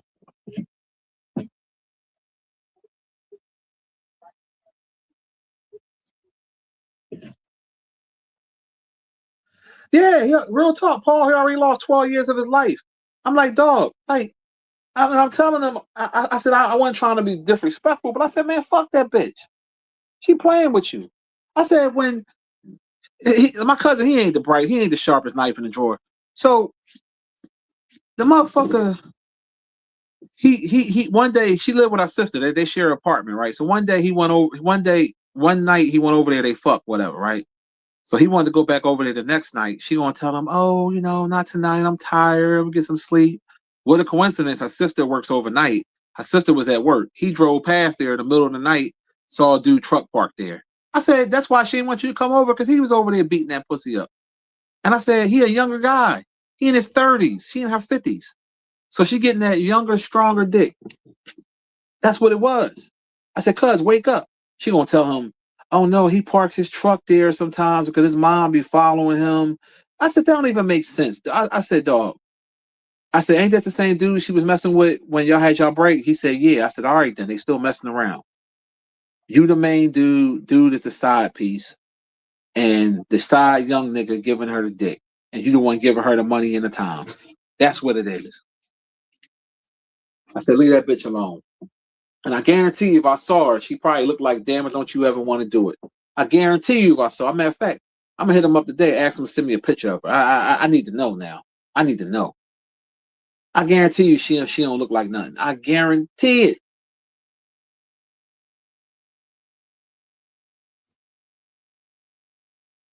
I guarantee it. Oh yeah, cuz I've been talking to some other women's now. I said, just do that, man. I said, you sweating this bitch, and she basically telling you and showing you by her actions. Sometimes a person can say what they want out their mouth, but it's about your actions. You got to show me. You can say whatever. That's why I'm big on accountability. If I come to you with a problem and I say, look, sweetie, this is what bothering me, whatever. Let's come to an agreement. And same thing. If you come to me and you say, hey, this is what I don't like or whatever, I'm going to make the proper adjustment to not make that mistake again. So that way we could be on the same playing field. And I told him, at your age, motherfucker, you should be married anyway. Fuck trying to play the field. You 65 years old, still trying to be a player. Like, come on, dog. I keep it real with family. I told him, I said, cuz, no disrespect, but I'm like, come on, man, you're too old for that shit. See, you gotta remember, we in a different time now. Back in the day, 65 was considered super old. Now it's like motherfuckers be living, that's a good thing. People are looking good at 65. People are, are starting to live, black people are starting to live longer. We living in our 80s and shit like that. So 65 ain't like it used to be, but it's still 65 is 65. That's retirement age, dog.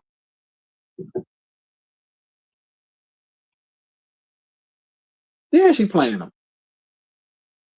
Yep, real talk. He in denial because of the coochie. That's exactly what it is. And that's why I told him. I said, you know, she see you as an older guy. He said she in her 50s. I think her early 50s. So let's just round it off at 53, just to keep it. So you 65. You see what I'm saying? You 12 years her senior. And she done with a dude that's damn near 20 years younger. Come on now. Do the math.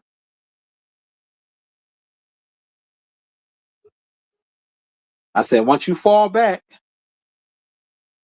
and don't really have no contact with her, she gonna start hitting you up. She gonna start wondering like, who you with and stuff like that. So yeah, that's women play them type games. They think it's cute when a man telling them, man, baby, I just want to talk to you, or whatever. Why I ain't talk to you all day? Oh, well, I did text you. Yeah, but the text ain't good enough. I want to talk to you. Oh, I was. And then as soon as you say, okay, bitch, you ain't gonna get no text or nothing. Now all of a sudden they want to call you because they think they losing you now. See, I don't like them games, man, and that's why I told him. I said, dog, you a senior citizen at this time, nigga. You getting ARP, all that shit for real.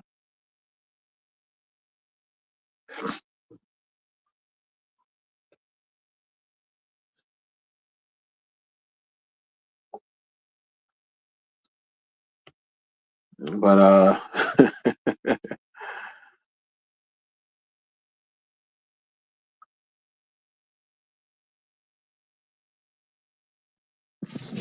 you say you went through that shit too, Calvin? Yeah, yeah. I mean, that's why you got to learn. We all got to learn from our mistakes. We all have played the fool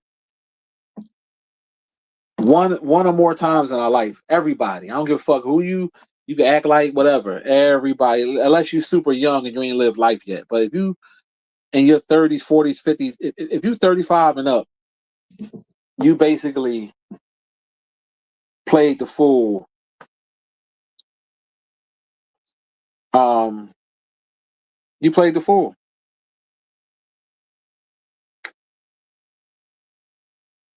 Wealthy real estate developer. What's going on? I think you in here trolling because you got a picture of somebody from the sector, but you ain't say nothing out the way, so I'll let you stay. I ain't got no love for the dude you got in the picture. Everybody has played the fool. Everybody has played the fucking fool. Or stuck around too long with a woman or a man that you know what I mean? Or you put up with it because it's convenient pussy or convenient, you know what I'm saying? Fellas know what I'm talking about, that convenient pussy, that convenient head.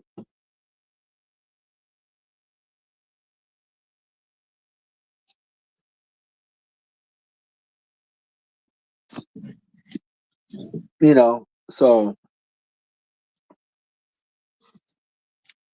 but that's why, fellas, you gotta stay firm with these women and let them know what you're gonna stand for.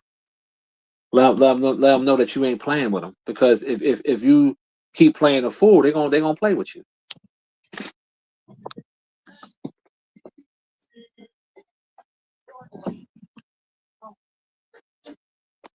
Oh, I know, Calvin. Calvin said, "Good sex, powerful, bro." I understand it. That's why women stick around too. If they getting some good dick and the guy they know ain't shit, they know he ain't worth shit, but that good dick keep them coming. But at the end of the day, you can always find of a good dick. You can always find of a good pussy. Your sanity is worth more than good sex. Your mental health is worth more than good sex. That's the difference. I get that. Um, I get that. You like it or whatever. But at the same time, at what cost?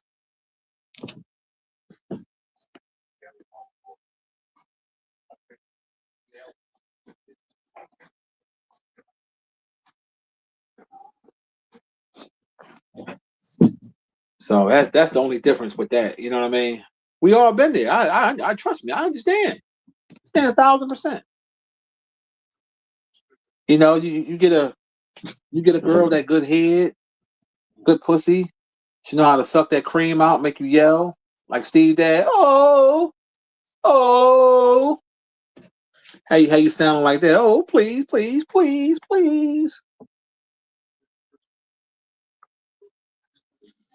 But at the end of the day, it ain't worth crashing out over. And women, I see a lot of women that they always say that's their slogan is, "I got to protect my peace." Well, fellas, you got to do the same thing. Protect. I don't know if you want to call it that or your sanity or whatever. You got to protect that too, because stress is stress.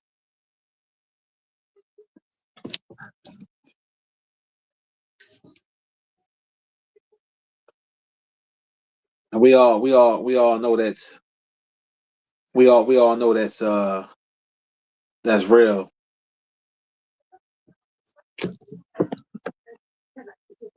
Oh, swallow it.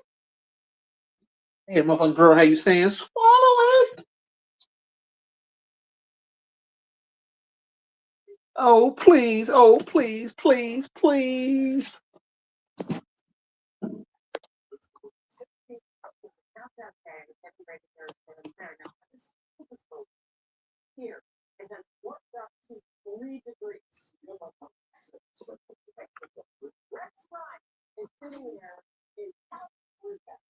No, Now we had these talks for a reason, because I want people to understand that in real life, this is shit that goes on, and you might be in that situation right now, and you just gotta protect you gotta protect your sanity, man. I know it'd be hard to walk away from sometimes. I get it. But if Shorty more stress, if she got more